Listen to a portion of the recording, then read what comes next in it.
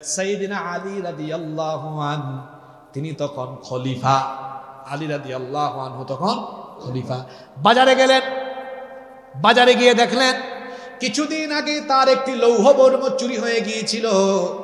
দেখা গেল এক খ্রিস্টানের কাছে এই লৌহবর্ম। তিনি গিয়ে বললেন, কি ব্যাপার, এই লৌহবর্মটা তো আমার, এটা তুমি কোথায় পেয়েছো? সেই খ্রিস্টান বলল, কে বলেছে এটা আপনার, এটা তো আমার। এখন বলেন তো জিনিস কয়টা? দাবি করে কয়জন? সমস্যা আছে না নাই? এখন একজন দাবি করে, উনি সাধারণ কেউ নন, উনি হলেন মেম্বারও না, চেয়ারম্যানও না, এমপিও না, মন্ত্রীও না, সরাসরি রাষ্ট্রপ্রধান। আল্লাহু আকবার। আর আরেকজন এটা তার জিনিস দাবি করে, সে কিন্তু সাধারণ একজন জনগণ, সাধারণ একজন মানুষ। রাষ্ট্রপ্রধান হিসাবে তার ক্ষমতা ছিল। আমার দেশে তো মেম্বার চেয়ারম্যানের এত ক্ষমতা, কথা না শুনলে বলে থাপ্পড় দিয়ে গাল ফাটাই দিব। সেইখানে রাষ্ট্রপ্রধান তিনি বললেন এটা আমার। আর সাধারণ ওই নাগরিক যে কিনা ছিল খ্রিস্টান, সে বলল না এটা আমার জিনিস। একজনের দাবি করে কয়জন?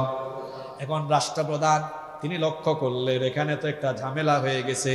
তিনি জোর করে সেটা কেড়ে নিলেন না, বললেন দেখো, যেহেতু এই একই জিনিস তুমিও দাবি করছো, আমিও দাবি করছি, চলো আমরা বিচারকের কাছে আদালতে চলে যাই, আদালতেই ফয়সালা হবে জিনিসটা কার।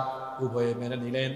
সে তখন প্রধান বিচারপতি ছিলেন কাজী সুরাই রাদিয়াল্লাহু আনহু, তিনি ছিলেন প্রধান বিচারক।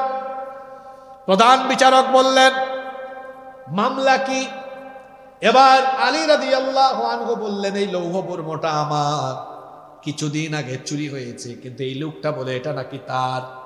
এবার ওই লোকটা বলল না এটা আমার।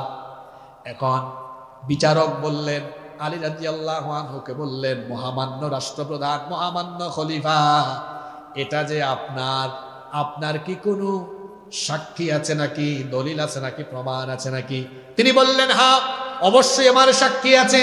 প্রধান বিচারপতি বললেন ঠিক আছে, আপনার সাক্ষী কারা, তাদেরকে নিয়ে আসেন। এবার খলিফা বললেন আমার সাক্ষী হলো আমার ছেলে এবং আমার ভৃত্য, আমার চাকর। প্রধান বিচারপতি বললেন আপনি কি রসুলের বিচারের নমুনা জানেন না? আল্লাহর নবীর বিচারের নমুনা হলো, আল্লাহর নবী বিচার শিখিয়েছেন আমাদেরকে, পিতার জন্য পুত্রের সাক্ষ্য গ্রহণযোগ্য নয়, মনিবের জন্য চাকরের সাক্ষ্য গ্রহণযোগ্য নয়। কারণ পিতা পুত্রের পক্ষে সাক্ষ্য দিতে পারে, মনিবও তার চাকরি বাঁচানোর জন্য, চাকর চাকরি বাঁচানোর জন্য মনিবের পক্ষে সাক্ষ্য দিতে পারে কি পারে না? কি সুন্দর বিচার! তিনি বললেন আপনার এই দুইজন সাক্ষী আদালতে গ্রান্টেড হবে না, অন্য কোনো সাক্ষী থাকলে নিয়ে আসেন। খলিফা বললেন না, এছাড়া আমার তো আর কোনো সাক্ষী নাই। দেখেন রাষ্ট্রপ্রধান হিসেবে ক্ষমতা ছিল যে আপনাকে আমি নিয়োগ দিয়েছি, আমি যেমনে বলবেন বিচার এমনিই করবেন। আপনি কি দেখেন না, চোখে আঙ্গুল দিয়ে দেখায়, মানুষের তৈরি করা আইন যেখানে চলে, উপর থেকে যে আদেশ আসে, বিচারকরা রায় হিসাবে অনেক সময় সেটা লিখে। আপনাকে স্কাইপি কেলেঙ্কারির কথা আর সিনহার কথা মনে করায় দিলাম, উপরের মহলের আদেশে আল্লামা সাঈদীর ফাঁসির রায় লিখা হয়েছে। মানুষের আইন চললে পরে উপর থেকে যেটা আদেশ আসে কলম দিয়ে ওইটাই লিখা অনেক সময় হতে থাকে। কিন্তু মহামান্য খলিফাতুল মুসলিমিন আলী রাদিয়াল্লাহু আনহু সাক্ষ্য যখন আদালতে গ্রহণ হলো না, আলাদা কোনো হস্তক্ষেপ করলেন না। তিনি বললেন ঠিক আছে প্রধান বিচারপতি সাহেব, যেহেতু আমার সাক্ষী আনতে পারলাম না, তাহলে আপনার রায় আমি মেনে নিব। প্রধান বিচারপতি রায় দিয়ে দিলেন খ্রিস্টানের পক্ষে, আর রায় দিয়ে দিলেন খলিফার বিরুদ্ধে। খ্রিস্টান লোকটা বিচারের রায় দেখে অবাক হয়ে গেল। সে বলল কি সৌন্দর্য ইসলামের ভেতরে, যেখানে রাষ্ট্রপ্রধান ও সাক্ষ্য না থাকার কারণে প্রধান বিচারপতির রায় মেনে নেন, তিনি কোনো ধরনের চাপ প্রয়োগ করেন না।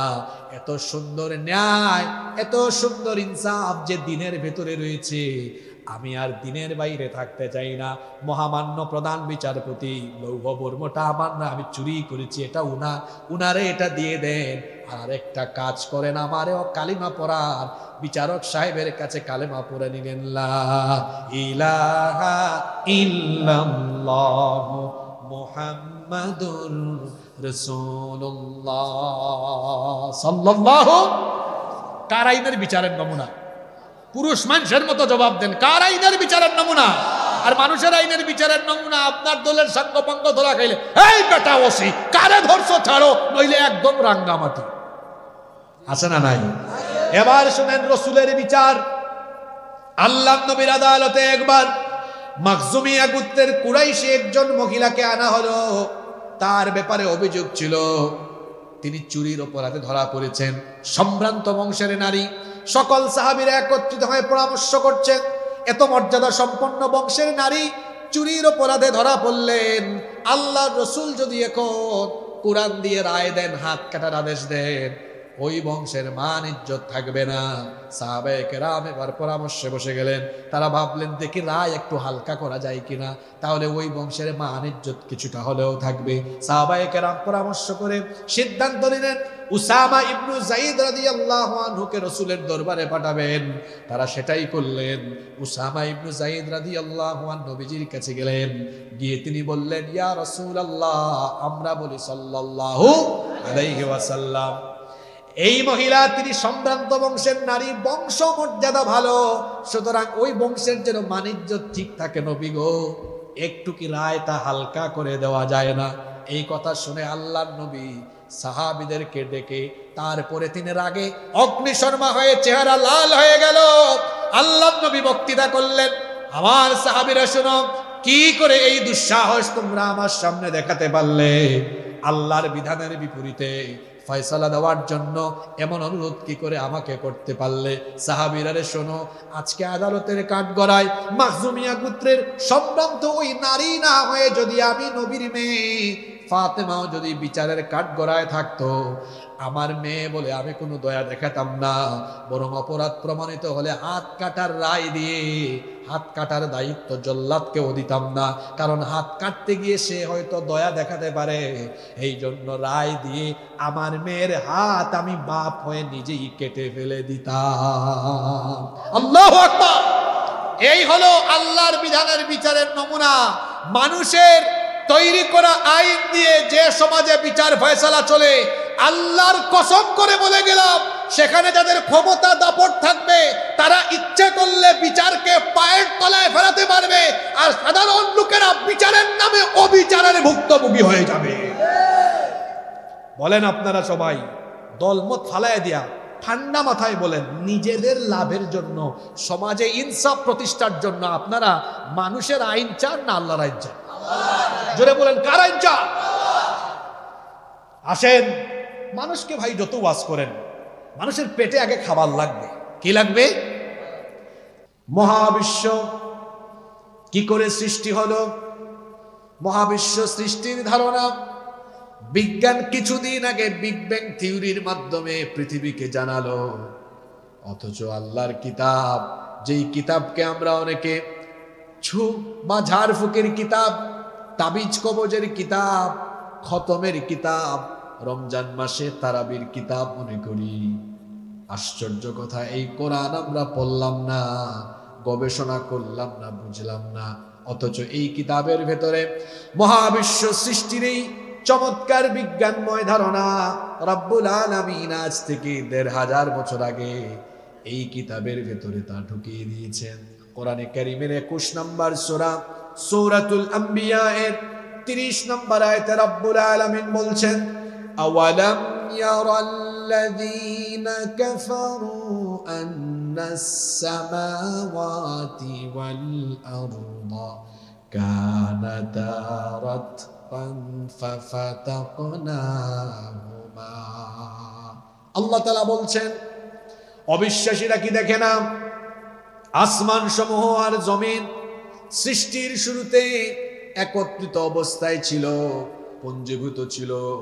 এখন আসমান উপরে, মাথার উপরে আসমান, পায়ের তলায় জমিন। আর আমার আল্লাহ বলছেন, আন্নাস সামাওয়াতি ওয়াল আরদা কানাতা রাতকা, আসমান আর জমিন এইভাবে লাগানো ছিল, একত্রিত ছিল। ফাফাতাকনাহুমা, অতঃপর আমি আমার মহা ক্ষমতা বলে তা আলাদা করে দিয়েছি। কি করে আল্লাহ আলাদা করে দিলেন? কোরআনের একটা মজা হলো, এক আয়াতের তাফসীর অন্য আয়াতের ভেতরে পাওয়া যায়। কোরআনে কারীমের 41 নম্বর সূরা, সূরা হামিম আস-সাজদা এর 11 নম্বর আয়াতে রব্বুল আলামিন বলছেন, সুম্মা ইসতাওয়া ইলাস সামাই ওয়া হিয়া দুখানুন ফাকালা লাহা ওয়া লিল আরদি ইতিয়া তাওআন আও কারহা قالتا آتينا طائعين। আল্লাহ তাআলা যখন মহাবিস্ফোরণ ঘটালেন, আপনারা জানেন কোথাও আগুন লাগলে সেখানে ধোঁয়া সৃষ্টি হয়। যখন মহাবিস্ফোরণ হলো, আসমান তখন ধোঁয়াশাচ্ছন্ন হয়ে গেল। আল্লাহ তাআলা তখন ধোঁয়াশাচ্ছন্ন আকাশের দিকে মনোনিবেশ করে আসমান আর জমিনকে অর্ডার করলেন, তোমরা পরস্পর আলাদা হয়ে যাও। আসমান জমিন তখন জবাব দিল, ক্বালাতা আতাইনা তাইঈন, আমরা আমাদের রবের হুকুম মেনে অনুগতদের মতো অস্তিত্বমান অবস্থায় আলাদা হয়ে গেলাম। 1979 সালে সৌদি আরবের রাজধানী রিয়াদে একটি কনফারেন্স হয়েছিল। সেটির নাম ছিল মুক্তামার আশ-শাবাব, ইউথ কনফারেন্স। সেই কনফারেন্সে ইউনাইটেড স্টেট অফ আমেরিকার বিখ্যাত একজন বিজ্ঞানী বালমার সেখানে উপস্থিত ছিলেন। ওই কনফারেন্স হলে ওই দুইটা আয়াত তিনি যখন শুনলেন, সাথে সাথে দাঁড়িয়ে গেলেন, দাঁড়িয়ে বললেন, হাউ ইজ ইট পসিবল, এটা কি করে সম্ভব? এটা কোন বই? এই বইয়ের লেখককে বলতো, একটু আগে যে তিলাওয়াত করলে, এটা কোন বই? এটা কখন প্রকাশিত হয়েছে? এর সংস্করণ কখন হলো? এর লেখককে? কারণ মহাবিশ্ব সৃষ্টির এই ধারণা বিজ্ঞানীরা এত কষ্ট করে কিছুদিন আগে দিল। এটা কোন বই যে বইয়ের ভেতরে এই আশ্চর্যজনক তথ্য এখানে চলে এলো আর তেলাওয়াত করে শোনালে তাকে বলা হলো এটা এই যুগের কোনো কিতাব নয়, এটা আজ থেকে ১৫০০ বছর আগে নাজিল হওয়া আল্লাহর কিতাব, মহাগ্রন্থ আল কোরআন। সে তখন অবাক হয়ে গেল, পৃথিবীতে বিজ্ঞানের কোনো জন্মই হয়নি।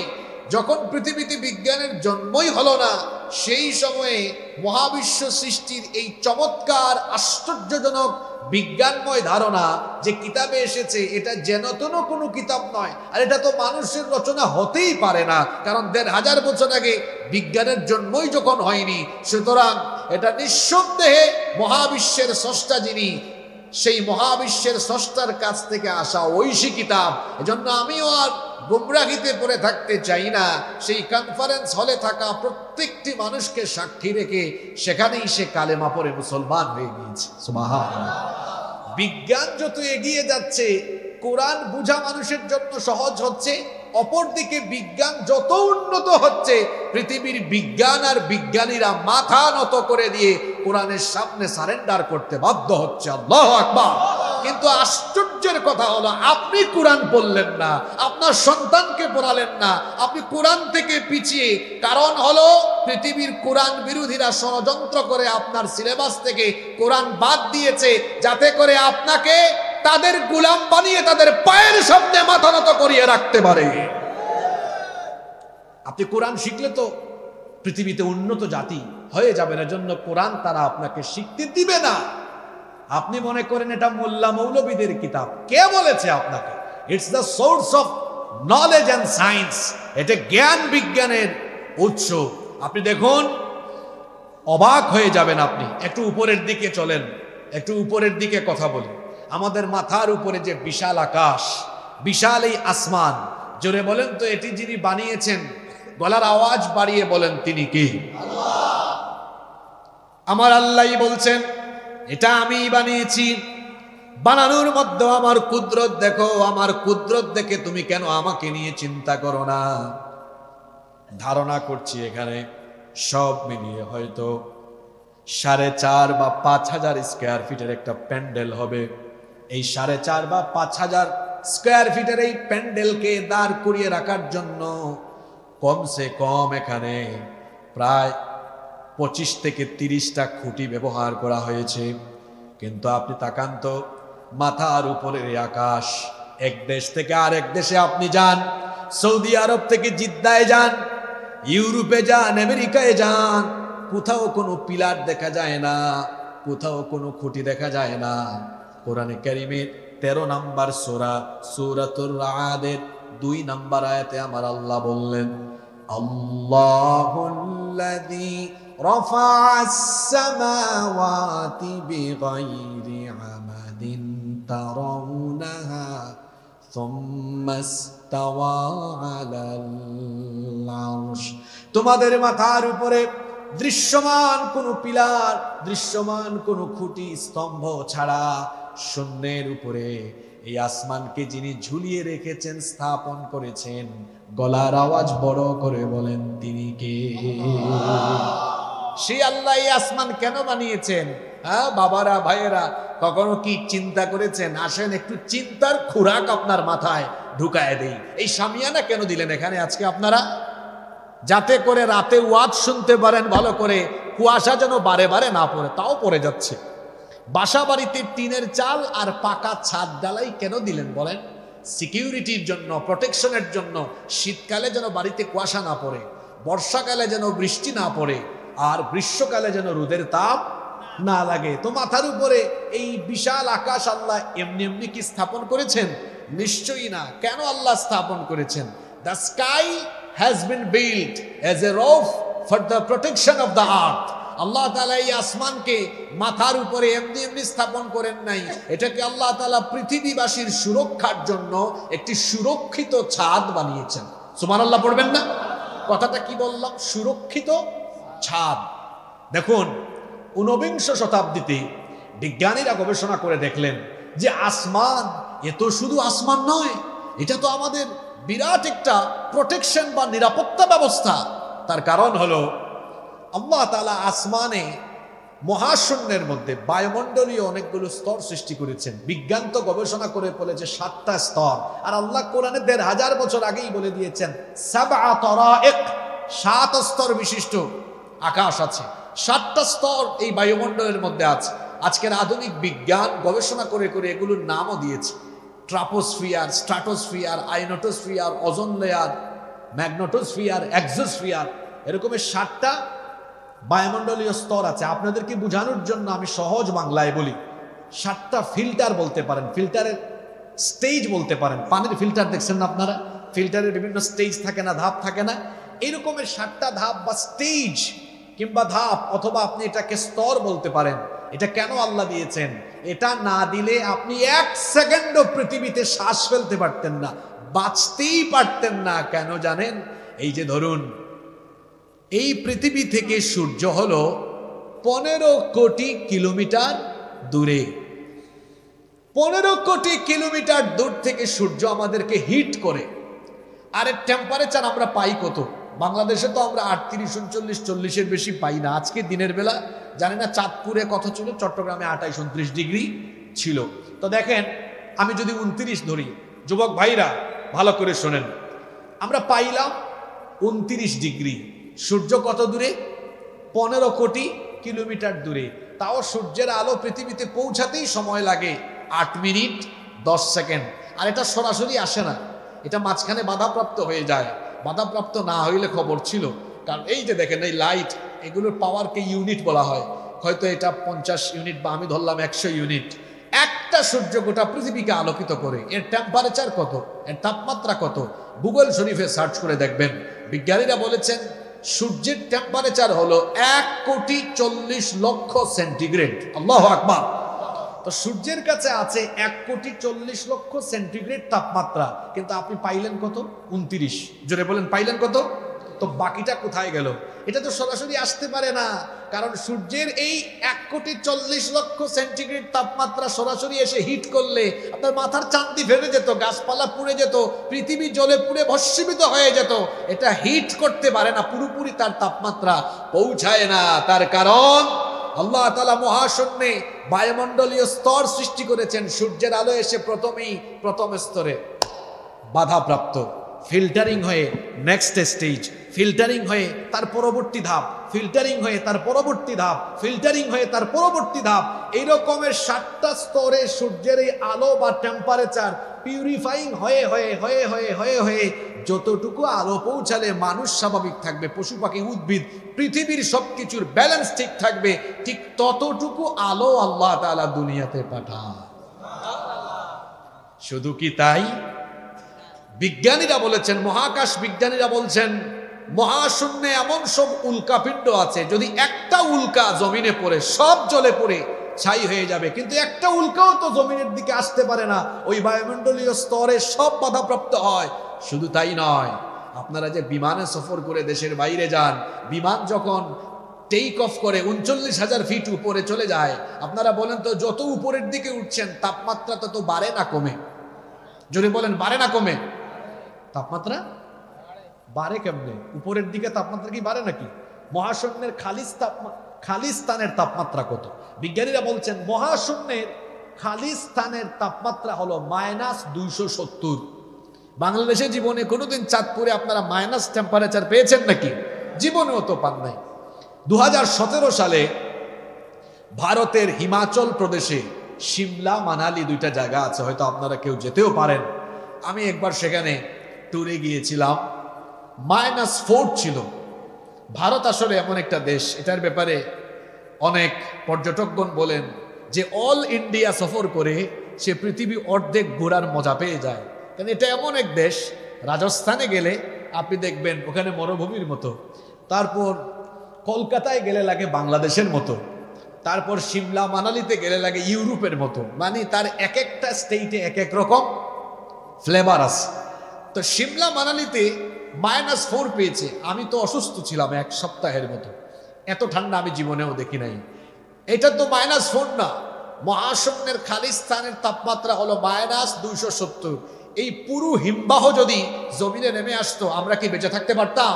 এটা কেন আসতে পারে না? ওই যে প্রোটেকশন বা সিকিউরিটি ব্যবস্থা, আল্লাহ তাআলা মহাশূন্যে অনেকগুলো স্তর সৃষ্টি করেছেন, যার কারণে পুরো হিমবাহটা এখানে নেমে আসতে পারে না। এজন্য বিজ্ঞানীরা বলছেন the sky has been build as a roof for the protection of the earth. এই আসমানকে আল্লাহ তাআলা পৃথিবীবাসীর সুরক্ষার জন্য সুরক্ষিত ছাদ বানিয়েছেন।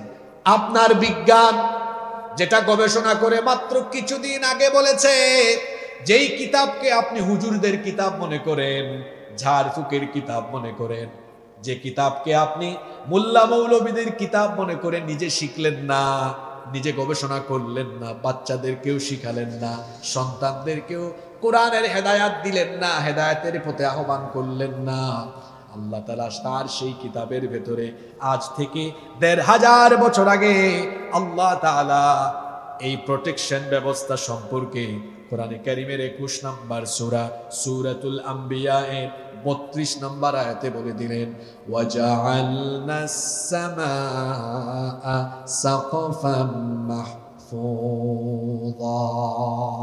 আল্লাহু আকবার। এখানে তো উলামা মাশায়েখ বসে আছেন। সাকফাম মাহফুযা, আল্লাহর শব্দ চয়নের নমুনা দেখেন। আল্লাহ বলছেন ওয়াজআলনাস সামাআ, আর এইভাবে করে আমি আকাশকে সাকফাম মাহফুযা, তোমাদের জন্য সুরক্ষিত ছাদ বানিয়ে দিয়েছি। আল্লাহু আকবার। তো কোরআন আগে না বিজ্ঞান আগে? আপনার জীবনে কি আগে? বলতেছেন আপনারা ভাবছেন হুজুর এই বিষয়ে কথা বললেন কেন? ভাত খাইলে দেখবেন একদম প্লেটের শেষের অংশটা মজা কম না বেশি? শুরুরটার থেকে শেষেরটা মজা কম না বেশি? তো একটু পরে যখন আমরা শেষের দিকে যাব তখন বুঝবেন এই টপিক আজকে ধরলাম কেন। আপনাদের কি ২০-২৫ মিনিট আরো মনোযোগ থাকবে, না বিরক্ত হয়ে যাবেন? বহুক্ষণ তো উপরের দিকে ছিলেন, একটু নিচের দিকে নেমে আসেন। পায়ের তলায় কি আছে? একটু পুরুষ মানুষের মতো কথা বলেন, কি আছে? মাটি। এই জমিন, এই জমিন নিয়ে গবেষণা করলে আপনি আশ্চর্য হয়ে যাবেন। আল্লাহ তাআলা কোরআনে কারীমে বলেছেন, এই জমিনকে আমি তোমাদের জন্য বিছানার মতো বিছিয়ে দিয়েছি। আল্লাযী জাআলা লাকুমুল আরদা ফিরাশা, আমি এই জমিনকে তোমাদের জন্য বিছানা মতো বিছিয়ে দিয়েছি। জমিনটা অস্থির হয়ে যেত। এই যে মাঝে মাঝে ভূমিকম্প হয়, কিছুদিন আগে ভূমিকম্প হয়েছে না? আপনারা একটা আশ্চর্যের ব্যাপার খেয়াল করেন, ঘূর্ণিঝড়ের পূর্বাভাস কিন্তু আবহাওয়া অফিস দিতে পারে, কি দিতে পারে না? বলে সিডর হবে, আয়লা হবে, লায়লা হবে, আর সব মহিলাদের নাম। ঘূর্ণিঝড়ের পূর্বাভাস আবহাওয়া অফিস দিতে পারে, ঝড়ের পূর্বাভাসও আবহাওয়া অফিস দিতে পারে, কিন্তু বিজ্ঞান একটা জায়গায় অচল। ভূমিকম্পের পূর্বাভাস কিন্তু বিজ্ঞান কি দিতে পারে নাকি? কিছুদিন আগে আপনারা যারা ঢাকায় থাকেন, কি ইমরান ভাই কি খবর, ঢাকা কেমন নড়াচড়া হয়েছে দেখছেন? আজকের দাওয়াতে তো আসলাম ইমরান ভাইয়ের মাধ্যমে। ইমরান বিন মফিজ ভাইকে আপনারা চিনেন তো? আমরা কিন্তু একসাথেই কিছুদিন পড়ালেখা করেছি আইআইইউসিতে, কিন্তু পরবর্তীতে ওনার স্কলারশিপ হয়ে যায় সৌদি আরবের কিং আব্দুল আজিজ ইউনিভার্সিটিতে তিনি চলে যান এবং সফলতার সাথে সেখান থেকে তিনি অনার্স সম্পন্ন করে আবার দেশে চলে আসেন। আপনাদের এলাকার রত্ন, আপনাদের গৌরব, আপনারা খুশি না বেজার? ছাত্র হিসাবে খুবই মেধাবী, ব্যবহারে অত্যন্ত বিনয়ী এবং ভাষায় খুব মার্জিত, ব্যবহারে অমায়িক। আমরা ওনার জন্য দোয়া করছি আল্লাহ তাআলা যেন তাকে মাহের আলেম বানিয়ে দেন। ওয়াজআলাহুল্লাহু আলিমান মাহিরান লিখিদমাতিদ দ্বীন। আমরা সবাই বলি আমিন। তো ঢাকায় ভূমিকম্প হলো, এই ভূমিকম্পের পূর্বাভাস কিন্তু পাওয়া যায়নি। ভূমিকম্প কেন হয়? এটার দুইটা কারণ। একটা কারণ হলো প্রাকৃতিক, আরেকটা হলো কৃত্রিম। কয়টা কথা বললাম? একটা কি বললাম? প্রাকৃতিক, ন্যাচারাল কারণ। দুইটাই আল্লাহ ঘটান, কিন্তু কারণ দুইটা। প্রাকৃতিক কারণ কি? এই যে জমিনের নিচে অনেকগুলো টেকটনিক প্লেট আছে, এই প্লেটের উপরেই তো জমিন। যখন একটা টেকটনিক প্লেটের সাথে আরেকটা টেকটনিক প্লেটের ধাক্কা লাগে বা এটা সরে যায়, তখন উপর থেকে জমিনটা কি হয়? নড়ে উঠে। আপনি দেখুন তো, এই যে টেবিলের নিচে আপনার এটাকে কি বলে, পায়া বা খুঁটি, তাই না? তো একটা থেকে আরেকটা যদি ছুটাই ফেলেন আপনি, এটা নড়বে কি নড়বে না? তো প্রাকৃতিক কারণেও টেকটনিক প্লেটের নড়াচড়ার কারণে ঘূর্ণিঝড় হতে পারে, ওটাও আল্লাহ ঘটান, আল্লাহর হুকুমেই হয়। আর কৃত্রিম কারণও আছে, যেমন হাদিস শরীফে এসেছে যখন কোথাও পাপাচার বেড়ে যায়, যখন আল্লাহর নাফরমানি বেড়ে যায়, আল্লাহ তাআলা মাঝে মাঝে গজব দেন, ভূমিকম্পের মতো, ঘূর্ণিঝড়ের মতো, অগ্নিবায়ুর মতো গজব দেন। যেমন ওই হাদিসে আল্লাহ বলেছেন যে কাদফান, একটা হাদিস আছে না, খাসফান ওয়া মাসখান ওয়া কাদফান, এবং শেষে বলা হয়েছে ওয়ারিহান হামরা, অগ্নিবায়ু, ভূমিধস, ঘূর্ণিঝড়ের মতো গজব আল্লাহ দেন। পাপাচার যখন বাড়ে, আল্লাহ হালকা করে জমিনটা নাড়া দিয়ে মানুষকে ভালো হওয়ার জন্য, তওবার দিকে ফিরে আসার জন্য মানুষকে যিনি সতর্ক করেন, জোরে বলেন তো তিনি কে? এই জমিনটা নড়াচড়া করত, অস্থির হয়ে যেত, যদি না আল্লাহ তাআলা ব্যালেন্সের জন্য একটা কাজ না করতেন। আল্লাহ কি করেছেন দেখেন, ভূতত্ত্ববিদ যারা মাটি নিয়ে গবেষণা করেন, তারা গবেষণা করে দেখলেন এই যে জমিনের উপরে উঁচু উঁচু পাহাড় দেখা যায়, এই পাহাড়গুলো জমিনের মধ্যে পেরেকের মতো ঢুকে আছে এবং এর ফলে জমিনটা টাইট হয়ে আছে, শক্ত হয়ে আছে, যার ফলে স্থিতিশীলতা আছে, জমিন অস্থির হতে পারে না, নড়াচড়া করে পড়ে যেতে পারে না। কারণ এই জমিনের উপরে পর্বতকে স্থাপন করেছেন যিনি, জুড়ে বলেন তো তিনি কে? এটাকে আল্লাহ কিভাবে স্থাপন করেছেন? কোরআনে কারিমে আল্লাহ তাআলা বলছেন, আল্লাহ তাআলা কত সুন্দর করে বলছেন, ওয়াল আরদা মাদাদনাহা ওয়া আলকাইনা ফিহা রাওয়াসিয়া ওয়া আনবাতনা ফিহা মিন কুল্লি যাওজিন বাহিজ তাবসিরাতাও ওয়া যিকরা লিকুল্লি আবদিন মুনিব। আল্লাহ তাআলা বলছেন, এইভাবে করে জমিনকে আমি বিছানার মতো বিছিয়ে দিয়েছি, আর জমিন যেন নড়াচড়া করতে না পারে, এই জন্য জমিনের উপরে পর্বতমালাকে ঘিরে দিয়ে জমিনকে আমি শক্ত করে দিয়েছি। অন্য আয়াতে আল্লাহ বলেছেন, ওয়া আলকা ফিল আরদি রাওয়াসিয়া আন তামিদা বিকুম, জমিন যেন টাইট থাকে, শক্ত থাকে, এই জন্য জমিনের উপরে পর্বতমালাকে পেরেকের মতো যিনি ঘিরে দিয়েছেন তিনি কে? মনোযোগ দিয়ে কথা শুনবেন। আল্লাহ পর্বতমালাকে কিসের মতো ঘিরে দিয়েছেন? জোরে বলতে হবে, কিসের মতো? এটা এক সময় গাছ ছিল, এটা এক সময় গাছ ছিল, তারপর গাছ কেটে তক্তা করা হয়েছে, তারপরে তক্তা বা এই যে পায়া এগুলোর সমন্বয়ে পেরেক ঢুকায়া এটাকে চেয়ারের আকৃতি দেওয়া হয়েছে।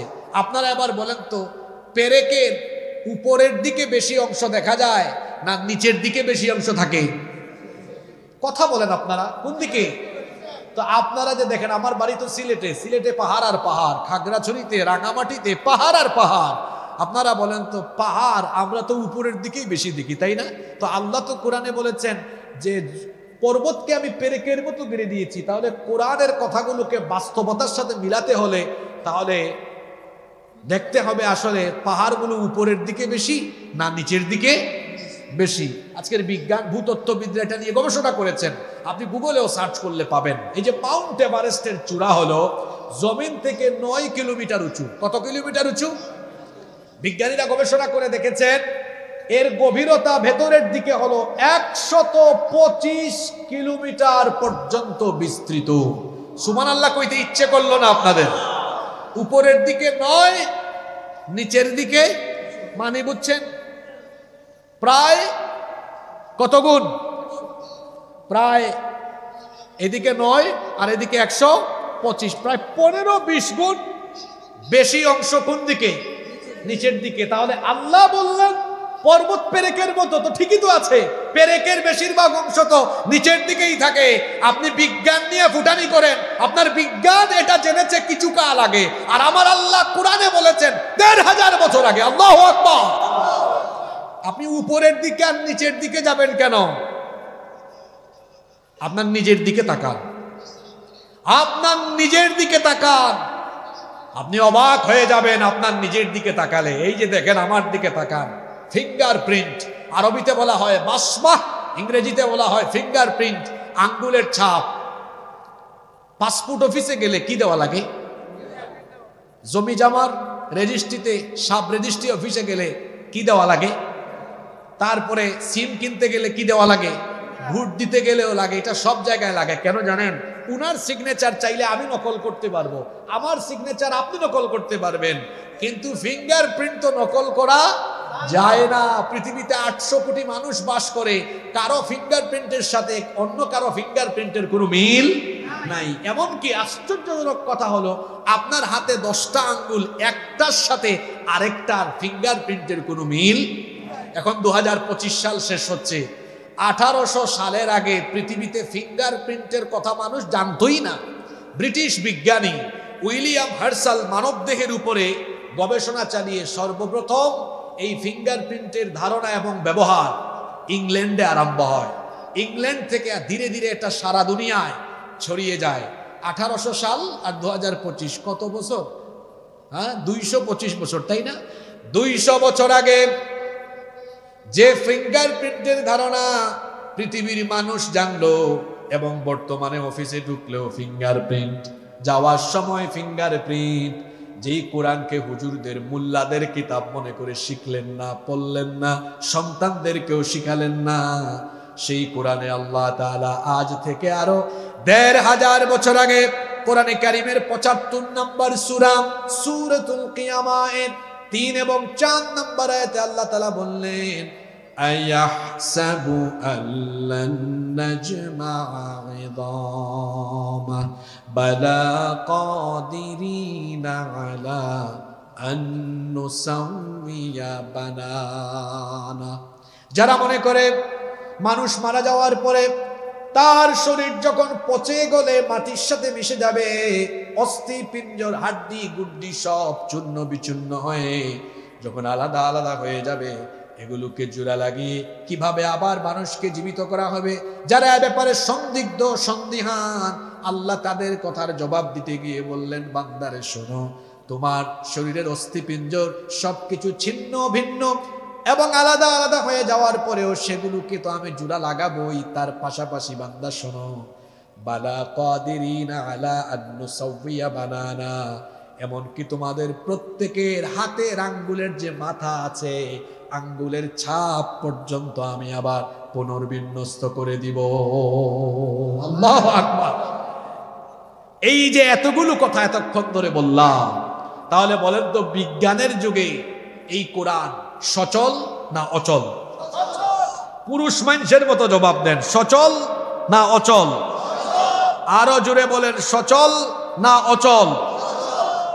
এই কোরআন আপনি শিখলেন না, আপনার সন্তানদেরকেও আপনি শিখালেন না। এখানে বিজ্ঞান এর বিভিন্ন থিওরি নিয়ে আলোচনা করলাম বলে আপনি কোরআনকে বিজ্ঞানের কিতাব বলতে পারবেন না।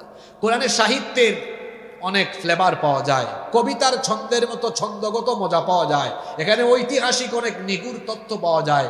তাই বলে এটা ইতিহাসের কিতাব, বিজ্ঞানের কিতাব, সাহিত্যের কিতাব নয়। তাহলে কোরআনটা মূলত কি? কোরআন মূলত হচ্ছে হেদায়াতের কিতাব। কথা বুঝে থাকলে বলেন, কোরআন মূলত কিসের কিতাব? আল্লাহ তাআলা বলেছেন, হাদা বায়ানুল লিন-নাসি ওয়া হুদাও ওয়া মাউইযাতাল লিল মুত্তাকিন। এটি হচ্ছে মানুষের জন্য সুস্পষ্ট বর্ণনা, এটা হলো হেদায়েতের কিতাব। এজন্য আল্লাহ শুরুতেই বলে দিলেন, যালিকাল কিতাবু লা রাইবা ফীহি হুদাল লিল মুত্তাকিন।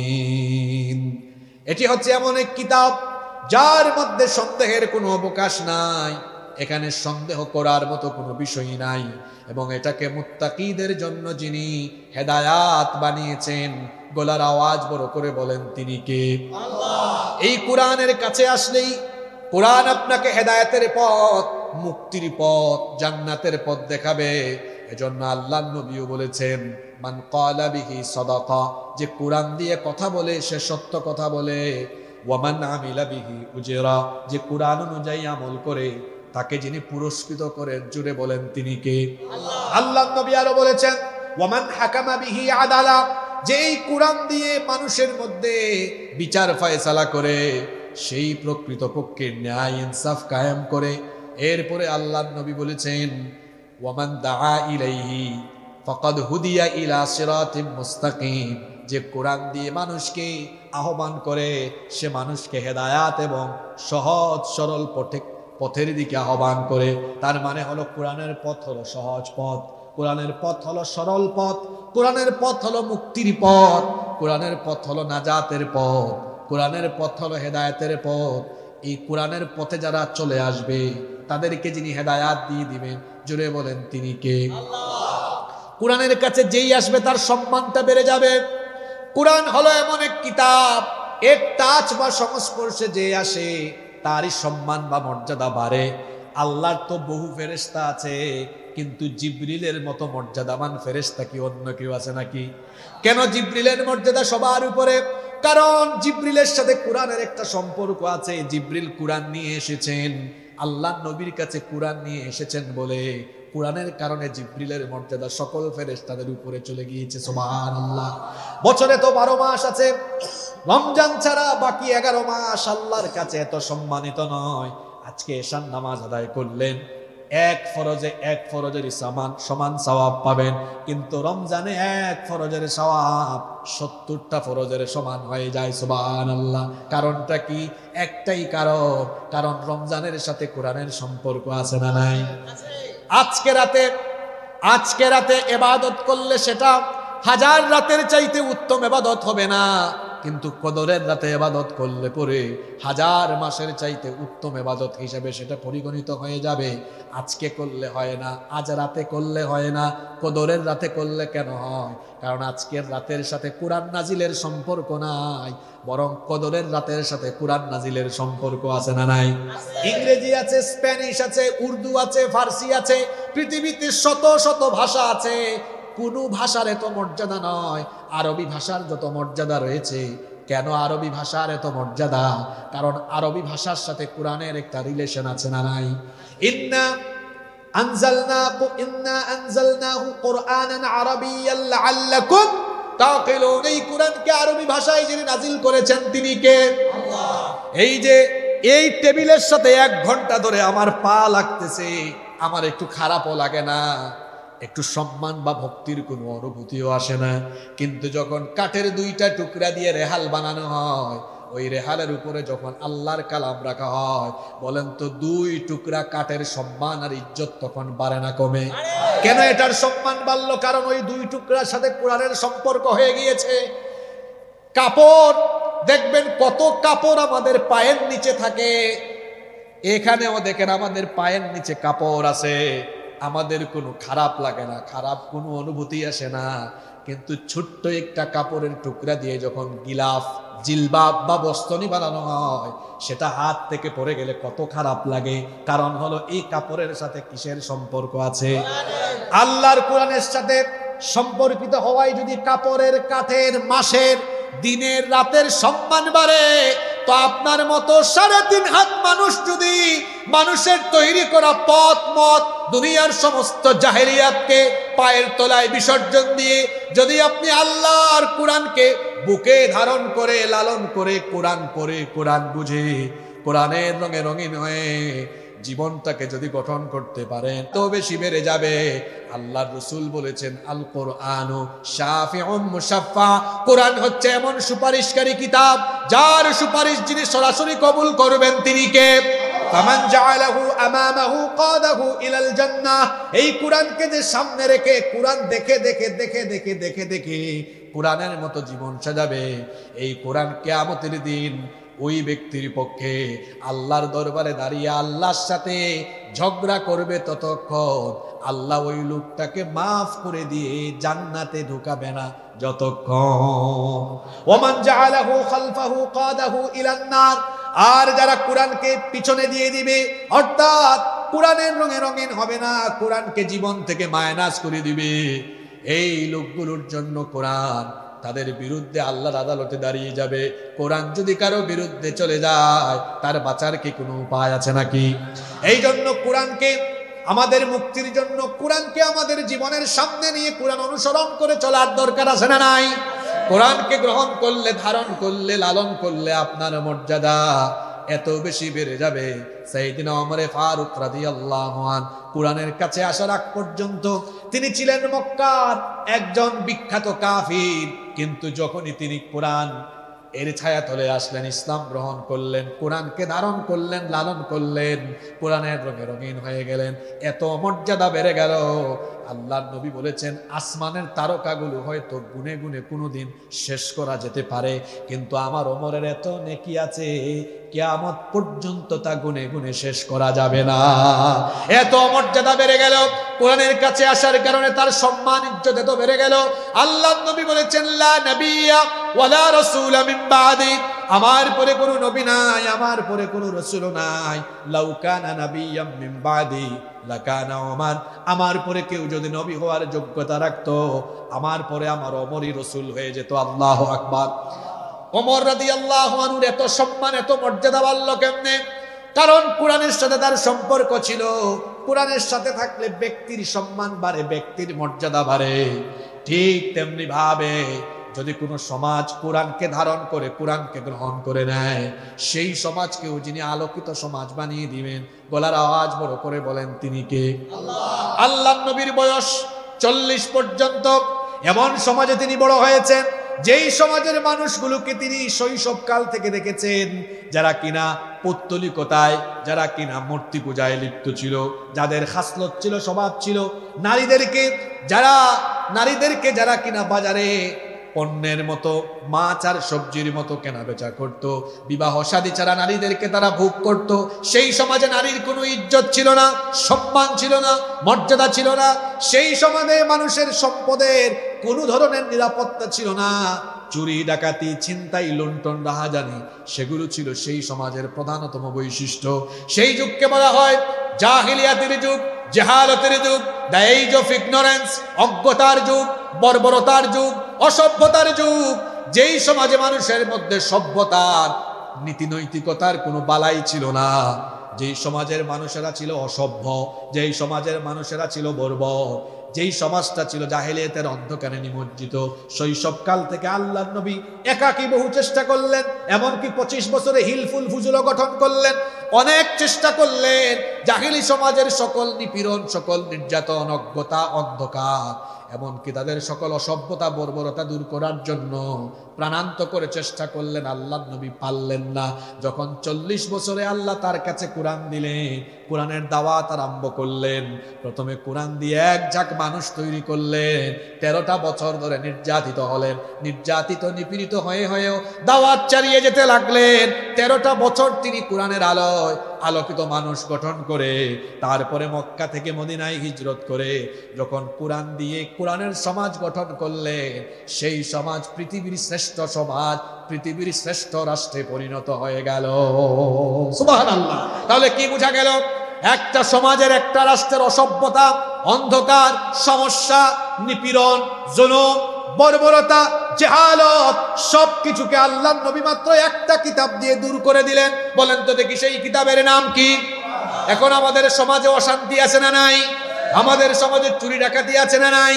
চিন্তাই আছে না নাই? আমাদের সমাজে দারিদ্রতার অভিশাপ আছে না নাই? আমরাও আমাদের সমাজের অশান্তি, আমরা আমাদের সমাজের অসভ্যতা, বর্বরতা, অধিকার হারা মানুষের অধিকার, এমনকি সকল ধরনের জাহালত, এমনকি ন্যায় ইনসাফ সহ প্রতিটা মানুষের দুয়ারে দুয়ারে কল্যাণের বার্তা যদি আমরা পৌঁছে দিতে চাই, তাহলে আল্লাহর নবীর মতো আল্লাহর কোরআনকে ধারণ করে লালন করে সমাজের সর্বত্র যদি আমরা আল্লাহর বিধানকে প্রতিষ্ঠা করতে পারি, তাহলে কোরআনের বিধানের বদৌলতে আমাদের সমাজের অশান্তি দূর করে দিয়ে সমাজের ভেতরে যিনি শান্তি রহমতের ফল্লুধারা নাজিল করে দিবেন তিনি কে? কারণ এই কিতাব এমন কিতাব, এটা শুধু তিলাওয়াত, ঝাড়ফুঁক আর রমজান মাসে তারাবির সময়ে তেলাওয়াতের কিতাব নয়। একদিকে এটা যেমন জ্ঞান বিজ্ঞানের কিতাব, অন্যদিকে এটা হলো হিদায়াতের কিতাব, তার পাশাপাশি এটা হলো মানুষের মুক্তির কিতাব। এই কিতাব মানুষকে অর্থনৈতিক মুক্তির পথ দেখায়, এই কিতাব মানুষকে দুনিয়া আখিরাতে নাজাতের পথ দেখায়। এমন এক কিতাব আল্লাহ আমাদেরকে দিয়েছেন আমাদের জীবনের সকল সেক্টর, সকল দিক এবং বিভাগকে পরিচালনা করার জন্য সকল কিছু কোরআনের ভেতরে যিনি সন্নিবেশিত করেছেন, পুরুষোচিত কণ্ঠে জবাব দিয়ে বলেন তো তিনি কে? এজন্য রব্বুল আলামিন কোরআনে কারীমে বড় চমৎকার করে বলেছেন। আল্লাহ তাআলা বলছেন, বান্দা শোনো, এমন কিতাব দিয়েছি। কোরআনে কারীমের 16 নম্বর সূরা সূরাতুন নাহলের 89 নম্বর আয়াতের শেষাংশে আল্লাহ বলছেন, ওয়ানাজ্জালনা আলাইকাল কিতাবা তিবয়ানাল লিকুল্লি শাইইন ওয়া হুদান ওয়া রাহমাতান ওয়া বুশরা লিল মুসলিমিন। ও আমার নবী, আপনার কাছে এমন এক কিতাব নাজিল করেছি, তিবয়ানাল লিকুল্লি শাই, যেই কিতাবের ভেতরে আমি সব কিছু ঢুকিয়ে দিয়েছি। এমন কোনো বিষয় নাই যা কোরআনের ভেতরে নাই, বরং সকল কিছু এই কোরআনের ভেতরে যিনি খুলে খুলে বয়ান করেছেন, জুড়ে বলেন তিনি কে? এজন্য রব্বুল আলামিন কোরআনুল কারীমের 6 নম্বর সূরা সূরাতুল আনআমের 38 নম্বর আয়াতের শেষাংশে আরো বললেন, মা ফাররাতনা ফিল কিতাবি মিন শাইইন থুম্মা ইলা রাব্বিহিম ইউহশারুন। তোমাদের যা যা প্রয়োজন, তোমাদের যা যা দরকার সব কিছুই কোরআনে আমি ঢুকিয়ে দিয়েছি। এমন কোন জিনিস নাই যা কোরআনের ভেতরে নাই। সব কিছু বলেন তো দেখি কোরআনের ভেতরে আছে না নাই? এত আস্তে বললেন, যারা বললেন না আপনাদের কোনো সন্দেহ আছে নাকি? তাহলে পুরুষের মতো জবাব দিয়ে বলেন তো সব কিছু কোরআনের ভেতরে আছে নাকি? ওয়াজে তো কত কত রকমের মানুষ আছে। একবার মাহফিলে এক রেস্টুরেন্টের বাবুর্চি আসছে, এই যে রুটির কারিগর, সে বলতেছে, হুজুর আপনি যে ওয়াজ করলেন কোরআন শরীফে সব আছে, রুটি কেমনে বানাতে হয় এটা কোরআন শরীফের কোন সূরার কোন আয়াতে আছে? আপনারা হাসতেছেন, আপনাদের কি মনে হয় এটা আছে না নাই? আসলেই আছে? বলেন তাইলে এটা কোন আয়াত? আমি বললাম, ভাই আপনি আশ্চর্য রকম চিন্তা করলেন। আমি বললাম, আপনি চিন্তা করেন না, এটাও আছে। তাহলে বলেন কোথায় আছে? আমি বললাম, আপনি যদি রুটি কিভাবে বানাতে হয় সেটা যদি আপনি না জানেন, তা আল্লাহ কোরআনের সমাধান দিয়েছে। আল্লাহ বলেছেন, ফাসআলু আহলা যিকরি ইন কুনতুম লা তা'লামুন। তুমি কোনটা না জানলে যে জানে তাকে জিজ্ঞেস করে জেনে নাও, শিখে নাও। আল্লাহু আকবার। সবকিছু কোরআনের ভেতরে সমাধান আছে না নাই? কোরআন আপনাকে পথ দেখাবে। সকল নীতির মূলনীতি যে কিতাবে আছে, সেই কিতাব কোরআন যিনি নাজিল করেছেন তিনি কে? সবকিছু কোরআনে আছে। কি করে 24 ঘন্টা আপনি চলবেন সব কোরআনে আছে। ফজরের সময় ঘুম থেকে উঠে নামাজ যেতে হবে, নামাজের হুকুমের কথা কোরআনে যেমন আছে। নামাজ আদায় করে নামাজের বাহিরে আপনি কিভাবে চলবেন, রাস্তাঘাটে কেমনে চলবেন, লেনদেন কেমন করে হবে, ব্যবসা কেমন করে হবে, চাকরি বাকরিতে কেমন আমানতদারিতা মুআমালাত মুআশারাত কেমনে হবে, বলেন তো দেখি। আপনার ব্যক্তি জীবনের সকল সেক্টরের সকল দিক নির্দেশনা, সকল ইনস্ট্রাকশন কোরআনের ভেতরে আছে না নাই? এমনকি আপনার ব্যবসা বাণিজ্য কিভাবে পরিচালনা করবেন সেই সকল নীতিমালা আছে। হালাল হারামের বিধান কোরআনে আছে। এমনকি কি করে আপনারা আপনাদের সমাজে বিচার ফয়সালা করবেন, কোন অপরাধের জন্য কোন শাস্তি দিলে সমাজ সুন্দর চলবে, অপরাধ মুক্ত, পাপ মুক্ত, অপরাধ মুক্ত সমাজ হবে। বলেন তো এই জন্য বিচার ফয়সালার জন্য আল্লাহ তাআলা কোরআনে কারিমে দেওয়ানি ফৌজদারি বিধিবিধান কোরআনে দিয়েছেন কি দেন নাই? কি করে বিচার ফয়সালা করতে হবে, আইন অঙ্গন কোর্ট কাচারি কেমনে চালাতে হবে, ল অফ ইনহেরিটেন্স উত্তরাধিকার আইন কেমনে হবে, কি করে উত্তরাধিকারদের মধ্যে সম্পদ বন্টন করতে হবে, বলেন তো সেই নীতিমালাও কোরআনে আছে না নাই? আমার দেশের আলিয়া মাদ্রাসায়, কওমি মাদ্রাসায়, এমনকি ইউনিভার্সিটিতে ওই বইগুলো পড়ানো হয়। ইলমুল মাওয়ারিস ফারাইজ আমাদের মাদ্রাসায় আছে না নাই? উত্তরাধিকার কিভাবে বন্টন করা হবে সেই নীতিমালা যেমন কোরআনে আছে, ঠিক তেমনি ভাবে আপনার আইন অঙ্গনকে কেমনে পরিচালনা করবেন, চুরি করলে শাস্তি কি হবে, ডাকাতি করলে শাস্তি কি হবে, জিনা ব্যভিচারের শাস্তি কি হবে, ধর্ষণের শাস্তি কি হবে, সকল অন্যায় অপরাধের জন্য কোন কোন শাস্তি কোন অপরাধীকে দিতে হবে, এই সকল আইন কানুন বিধি বিধান কোরআনের ভেতরে আছে না নাই? কি মজার কিতাব! জ্ঞান বিজ্ঞানও আছে, বিচার ফয়সালা কেমনে করতে হবে সেইটাও এই কিতাবে আছে। সুবহানাল্লাহ পড়বেন না আপনারা? চুরির শাস্তির কথা কোরআনে আছে না? এখন আমরা কি করলাম? আমি কিন্তু শেষের দিকে আসতেছি, বলছিলাম না খাওয়ার শেষ অংশটা যেমন মজা, একটা ওয়াজের আলোচনার শেষ অংশটাও শুধু মজা না, ওইখানেই থাকে আলোচনার মূল বার্তা। মনোযোগ আছে তো আপনাদের? নাকি মোনাজাত দিয়ে দিব আমি?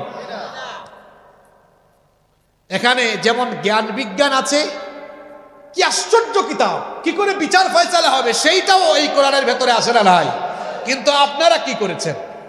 আপনারা আল্লাহর দেওয়া বিধিবিধানকে মাইনাস করেছেন, মাইনাস করে ব্রিটিশদের থেকে পেনাল কোড ধার করেছেন, ওদের বানানো আইন গ্রহণ করে আপনারা সমাজে বড় বড় বক্তৃতা উড়ান। আপনারা বলেন আইনের শাসন প্রতিষ্ঠা করবেন, আইনের শাসন আদৌ প্রতিষ্ঠা করতে পারেননি। আমি চ্যালেঞ্জ করে দিলাম, চ্যালেঞ্জ করে এই চাঁদপুর থেকে বলে দিলাম, মানুষের তৈরি করা আইন দিয়ে কখনো সমাজ এবং রাষ্ট্রে 100% ন্যায় ইনসাফ সুবিচার প্রতিষ্ঠা করা যায় না। যায় না যে আমি আপনাকে চোখে আঙ্গুল দিয়ে দেখাই। আমার দেশ স্বাধীন হয়েছে আজকে 54 বছর। জোরে বলেন কত বছর? 54 বছরের মধ্যে 32 বছর 2 জন নারী রাষ্ট্রপ্রধান হিসেবে তারা রাষ্ট্র পরিচালনা করেছে। আর বাকি থাকলো কত? 22 বছর। 22 বছর বহু চাচা মিলে চালাইছে। তাহলে পুরুষ এগিয়ে না নারী এগিয়ে? এই যে 54 বছরে নারী পুরুষ উভয়ে মিলে তারা দেশটা চালালেন, এখানে কোনো রাজনৈতিক কথা হবে না। মনে রাখবেন, যে বক্তা দলীয় দৃষ্টিভঙ্গি মাথায় রেখে বক্তব্য দেয়, এইসব বক্তার বক্তব্যে মানুষ হেদায়াত হয় না। যেই শ্রোতা দলীয় দৃষ্টিভঙ্গি মাথায় রেখে বক্তৃতা শোনে, এই শ্রোতাও কোনোদিন হেদায়াত হয় না। বক্তা এবং শ্রোতা উভয়কে হেদায়াতের মগজ নিয়ে, নিরপেক্ষ মানসিকতা নিয়ে যখন আল্লাহর কালাম শুনবে, বক্তা শ্রোতা উভয়কে হেদায়াত দিবেন কে? আমরা এত সুন্দর মাহফিলে বসলাম, এই দাখিল মাদ্রাসার মাহফিলে এত কষ্ট করে আয়োজন হয়েছে পলিটিক্যাল কথাবার্তা বলার জন্য নয়। এখানে আমরা বসবো কি করে দুনিয়ায় ফায়দা পাবো, আখিরাতে ফায়দা পাবো। দুনিয়া আখিরাতের ফায়দার কথা শোনার জন্য বসেছি, ঠিক না? ঠিক। তো দুনিয়ার ফায়দা আমরা সবাই চাই কি চাই না? দেখুন, তাহলে 54 বছরে 2 নারী 32 বছর, অনেক চাচারা মিলে 22 বছর, সবাই মিলে দেশ চালাইছেন 54 বছর। আপনারা জুড়ে বলেন তো, আল্লাহর আইনে না মানুষের আইনে? এই কথাটাও কইতে বললেন না। কার আইনে? হ্যাঁ, আল্লাহর আইনে। কে বলছে? একটু পান টান দিব নি? না, পান যারা খায় মাঝে মাঝে পানের গ্যাপ হয়ে গেলে কিন্তু আবার মাথা ঠিক থাকে না, এই জন্য বললাম পান দিব নাকি, কষ্ট পাইয়েন না আবার আমার কথায়। আপনারা চাঁদপুরের মানুষ এমনি মজার মানুষ, চেহারাও সুন্দর, সবার চেহারা ইলিশ মাছের মতো সুন্দর, কারণ এখানে তো ইলিশ মাছ আছে। আবার চাঁদপুরের মানুষও ভদ্র, আমি চাঁদপুরের মানুষকে ভীষণ রকম ভালোবাসি, অত্যন্ত ভদ্র, অমায়িক, অতিথি পরায়ণ। আমি গত এক সপ্তাহ কিন্তু মাহফিলেই যাইনি, গতকাল থেকে শুরু করছি। আমার মা এক সপ্তাহ আগে, এক সপ্তাহ না, আজকে 8 দিন হয়ে গেছে ইন্তেকাল করেছেন। এই জন্য আমার মন মানসিকতা অন্যরকম ছিল। আমি প্রায় 7 দিন মাহফিল করি নাই, গতকাল শুরু করছি। ইমরান ভাই আমাকে ফোন দিলেন আসবেন কিনা, আমি বললাম অবশ্যই আসবো। আপনাদের প্রোগ্রামে আমি আজকে এসেছি, হৃদয়টা ভারাক্রান্ত ছিল, কিন্তু আপনাদের এই প্রাণবন্ত রেসপন্সে আমি এখন অনেকটা ভালো ফিল করছি, আলহামদুলিল্লাহ। আপনাদের কষ্ট হচ্ছে না তো? আমি বলছিলাম এই 54 বছরে আইন কানুন সব চলছে আল্লাহর না মানুষের? জোরে বলেন কার? একটু বলে ফেলি আমি, এই যে 32 বছর 2 নারী চালালেন, একজনের জন্য আমরা একটু আগে দোয়াও করলাম, কারণ তিনি আলেম উলামা বা ইসলামের বিরুদ্ধে কোনো কাজ করেন নাই, কথা বলেন নাই তিনি, এজন্য তার প্রতি একটা সম্মান আছে না নাই? আরেকজন তো আলেম দেখতো আর জেলে ঢুকাইতো, কথা বলেন, আলেম দেখলেই আর দাড়ি টুপি দেখলেই জেলে ঢুকাইতো, ইচ্ছা মতো জুলুম নির্যাতন করেছে, আলেমদের চোখের পানি অভিশাপ হয়ে তার উপর নেমে এসেছে আল্লাহর গজব হয়ে, যার কারণে তাকে চোরের মতো পালিয়ে যেতে হয়েছে। এই 2 মহিলা তারা 32 বছর রাষ্ট্র পরিচালনা করলেন। বাংলাদেশে কিন্তু আরেকটা আশ্চর্যজনক খবর আছে, সেটা হলো নারীরা খুব পাওয়ারফুল ছিল বাংলাদেশে, এত পাওয়ারফুল, এট এ টাইম প্রাইম মিনিস্টার, বিরোধী দলীয় নেত্রী, স্পিকার, স্বরাষ্ট্র, পররাষ্ট্র, শিক্ষা, গুরুত্বপূর্ণ সবকিছু নারীদের হাতে ছিল কি ছিল না? আপনারা কথা বলেন, ছিল কি ছিল না? এই যে নারীদের হাতে এত পাওয়ার, এত ক্ষমতা থাকা সত্ত্বেও 32 বছরের ক্ষমতা, বাংলাদেশে কি নারী নির্যাতন বন্ধ হয়ে গিয়েছে নাকি? ধর্ষণ বন্ধ হয়ে গিয়েছে? আপনারাই বলতেছেন বাড়ছে, কিন্তু নারীদের ক্ষমতা ছিল কম না বেশি? এত ক্ষমতা তারা পাইলেন, নারী নির্যাতনও বন্ধ হলো না, তারপরে ধর্ষণও বন্ধ হলো না, আরো বেড়ে গেল। আর চাচাদের 22 বছর অ্যাড করলে 54 বছর। মানুষের আইন দিয়ে চলছে তো চলছে বিচার, ওই যে চলছে গাড়ি তো চলছে, এইরকম বিচার চলছে তো চলছে, কিন্তু দেখা যায় নারী নির্যাতনও বন্ধ হলো না, নিপীড়নও বন্ধ হলো না, ধর্ষণও বন্ধ হলো না, বরং আমরা দেখেছি দিন দিন অবস্থা এত সিরিয়াস হচ্ছে। গত কয়েক মাস আগে মাগুরায়, তাও ঘটনা ঘটছে রমজান মাসে সম্ভবত, ছোট্ট এক বোন আমাদের 8 বছর বয়স, ঘটনা কি রমজান মাসে হয়েছিল নাকি? রমজানে না? রমজানে হয়েছে না? রমজানে হয়েছে। আল্লাহু আকবার, চিন্তা করেন, এক পরিবারের 3 নরপিশাচ আমার বোনটির উপরে পাশবিকতা চালায়। অতঃপর সে প্রায় 4-5 দিন হাসপাতালে থেকে খুব কষ্ট পেয়ে পেয়ে দুনিয়া ছেড়ে চলে গিয়েছে। আমার বোন এই নির্মম পরিস্থিতির শিকার হয়ে দুনিয়া থেকে চলে গেল। তার কবর হলো, কবরে এখন ঘাস উঠে গেছে। আপনারা বলেন আমাকে, তার ধর্ষণকারীরা এখনো বেঁচে আছে না? কথা বলেন না কেন আপনারা? আদালতে আল্লাহর আইন না মানুষের আইন? আমার দেশে এমন কিছু বিশ্ববিদ্যালয় আছে যেখানে ধর্ষণের সেঞ্চুরি হয়েছে, আবার ধর্ষককে ফুলের মালা দেওয়া হয়েছে। কি আমি কি মিথ্যা বললাম নাকি? আমার দেশে এমন কিছু ব্যবসায়ী আছে ধর্ষণের অভিযোগে অভিযুক্ত, টাকার গরমে আইনকে তার জুতার নিচে ফেলে দিয়েছে, তার কিছুই হয় নাই, এমন ব্যবসায়ী আছে না নাই? আমার দেশে এমন রাজনীতিবিদ আছে ধর্ষণের দায়ে অভিযুক্ত, ক্ষমতার ঠেলায় আইনকে জুতার নিচে কামড়ে ধরেছে, তার কিচ্ছু হয় নাই, এমন রাজনীতিবিদ আছে না নাই? এবার পুরুষোচিত কণ্ঠে আমাকে জবাব দিয়ে বলেন তো, আদালতগুলোতে চলছে আল্লাহর আইন না মানুষের আইন? যে আদালতে মানুষের আইন থাকে, আর এটা এমন আইন যে আইন থাকার ফলে আমার বোন ধর্ষিতা হয়ে কবরে যায় আর ধর্ষক বেঁচে থাকে, সেই আইনের মুখে আমি লাথি মারি। যে আইন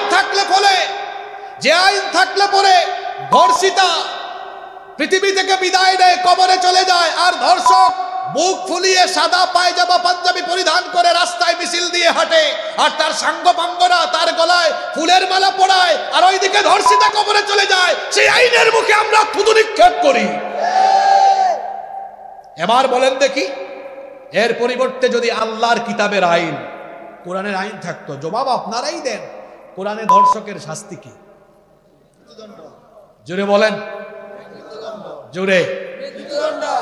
কথাটা পূর্ণাঙ্গ হয় নাই আপনাদের। হ্যাঁ, পাথর ঠিক আছে, পাথর মেরে, কিন্তু এখনো পূর্ণাঙ্গ হয় নাই।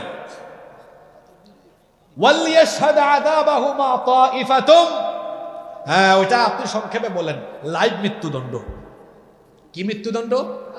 যেমন কাশিমপুর কারাগারে অনেক ফাঁসি হয়, এটা কি আপনারা দেখেন বা টেলিভিশনে কি লাইভ দেখানো হয়? কোরআনের বিচার বড় সাংঘাতিক, খুব সাংঘাতিক। ধর্ষককে রজম করবেন বা মৃত্যুদণ্ড দিবেন, এটা গোপনে পর্দার আড়ালে লুকাইয়া না। কোথায়? জনগণের সামনে প্রকাশ্যে এই ধর্ষককে মৃত্যুদণ্ড দেওয়া হবে। কেন? যাতে এক ধর্ষকের পরিণতি দেখে বাদবাকি সব লুচ্চা আর বদমাশ এক বিচার দেখে তারের মতো সুদা হয়ে যেতে পারে। আপনারা বলেন তো, বাংলাদেশে যদি একটা বিচার এরকম কোরআন দিয়ে হতো, এই দেশে ধর্ষণ বন্ধ হতো কি হতো না?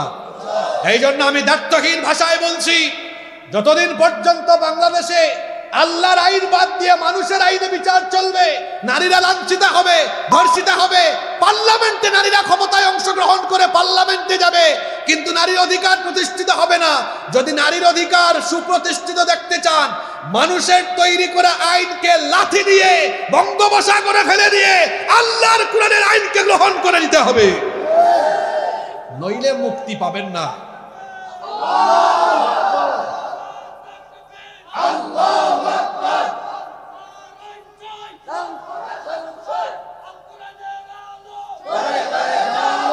সম্মানিত ভাইয়েরা, সম্মানিত বাবারা, আমি আপনাদের স্লোগান শোনার জন্য কথাগুলো বলি নাই। এই কথাগুলো বলেছি আপনাদের স্মৃতিপটে, আপনাদের বিবেকের দুয়ারে একটু করাঘাত করার জন্য কথাগুলো আমি বলেছি। আপনাদের বিবেকের দুয়ারে করাঘাত করার জন্য কথাগুলো বলেছি। যদি আল্লাহর বিধান দিয়ে বিচার চলতো, অপরাধ বাড়তো না কমতো? আচ্ছা, কোরআনে চুরির বিচারের শাস্তি কি? জোরে বলেন। আমাদের দেশে, সরি আমাদের এলাকায়, আমার বাড়ি আপনারা জানেন, আমার বাড়ি সিলেট, বুঝছেন নি আপনারা? সিলেটি মাত মাতলে কোনটা বুঝতে নাই আপনারা, কিছু মাত বুঝিলেন নি আপনি তো, বাক্কাবালা মাশাআল্লাহ। আচ্ছা হনুকা, শোনেন, আমার এলাকায় এক কুখ্যাত চোর জেলে গিয়েছিল, কিছুদিন আগে ছাড়া পাইছে। আমার দেশে মানুষের তৈরি করা আইন থাকায় দেখা যায় চোর ডাকাতেরা জেলে ঢুকে কয়েক মাস কয়েক বছর থেকে আবার কেমনি জানি কায়দা করে বের হয়ে যায়। আমি কি ভুল বলেছি? আপনারাই সাক্ষী দেন, আমি কি ভুল বলেছি? এর ফলে চুরি বাড়ছে না কমছে? কোরআন দিয়ে যদি বিচার করে কোন চোরের শাস্তি হাত কেটে দেওয়ার মতো বিচার জনসম্মুখে করা হতো, তাহলে চুরি বাড়তো না কমতো? মক্কার সেই সমাজ, মদিনার সেই সমাজ ব্যবস্থায় চুরি ডাকাতি এগুলো হর হামেশা ব্যাপার ছিল। লুণ্ঠন, লুটতরাজ, ডাকাতি এগুলো ছিল সাধারণ এবং নিত্য নৈমিত্তিক ব্যাপার। কিন্তু আল্লাহর নবী যখন কোরআনের সমাজ প্রতিষ্ঠা করলেন, চুরি ডাকাতি এমন ভাবে কমে গেল, যারা ছিল মানুষের ধন সম্পদের চোর ডাকাত, তারা এবার কোরআনের ছায়াতলে এসে কোরআনের সমাজে দেখা গেল প্রত্যেকটি মানুষ মানুষের সম্পদের পাহারাদারে পরিণত হয়ে গেল। তাহলে কোরআনের মধ্যে, কোরআনের বিধানে, আইনে আমাদের সবার জন্য ফায়দা আছে না নাই? জুড়ে বলেন, ফায়দা আছে না নাই? কোরআনের বিচারে আবার কোনো স্বজনপ্রীতি নাই। মানুষের আইনে কিন্তু স্বজনপ্রীতি আছে।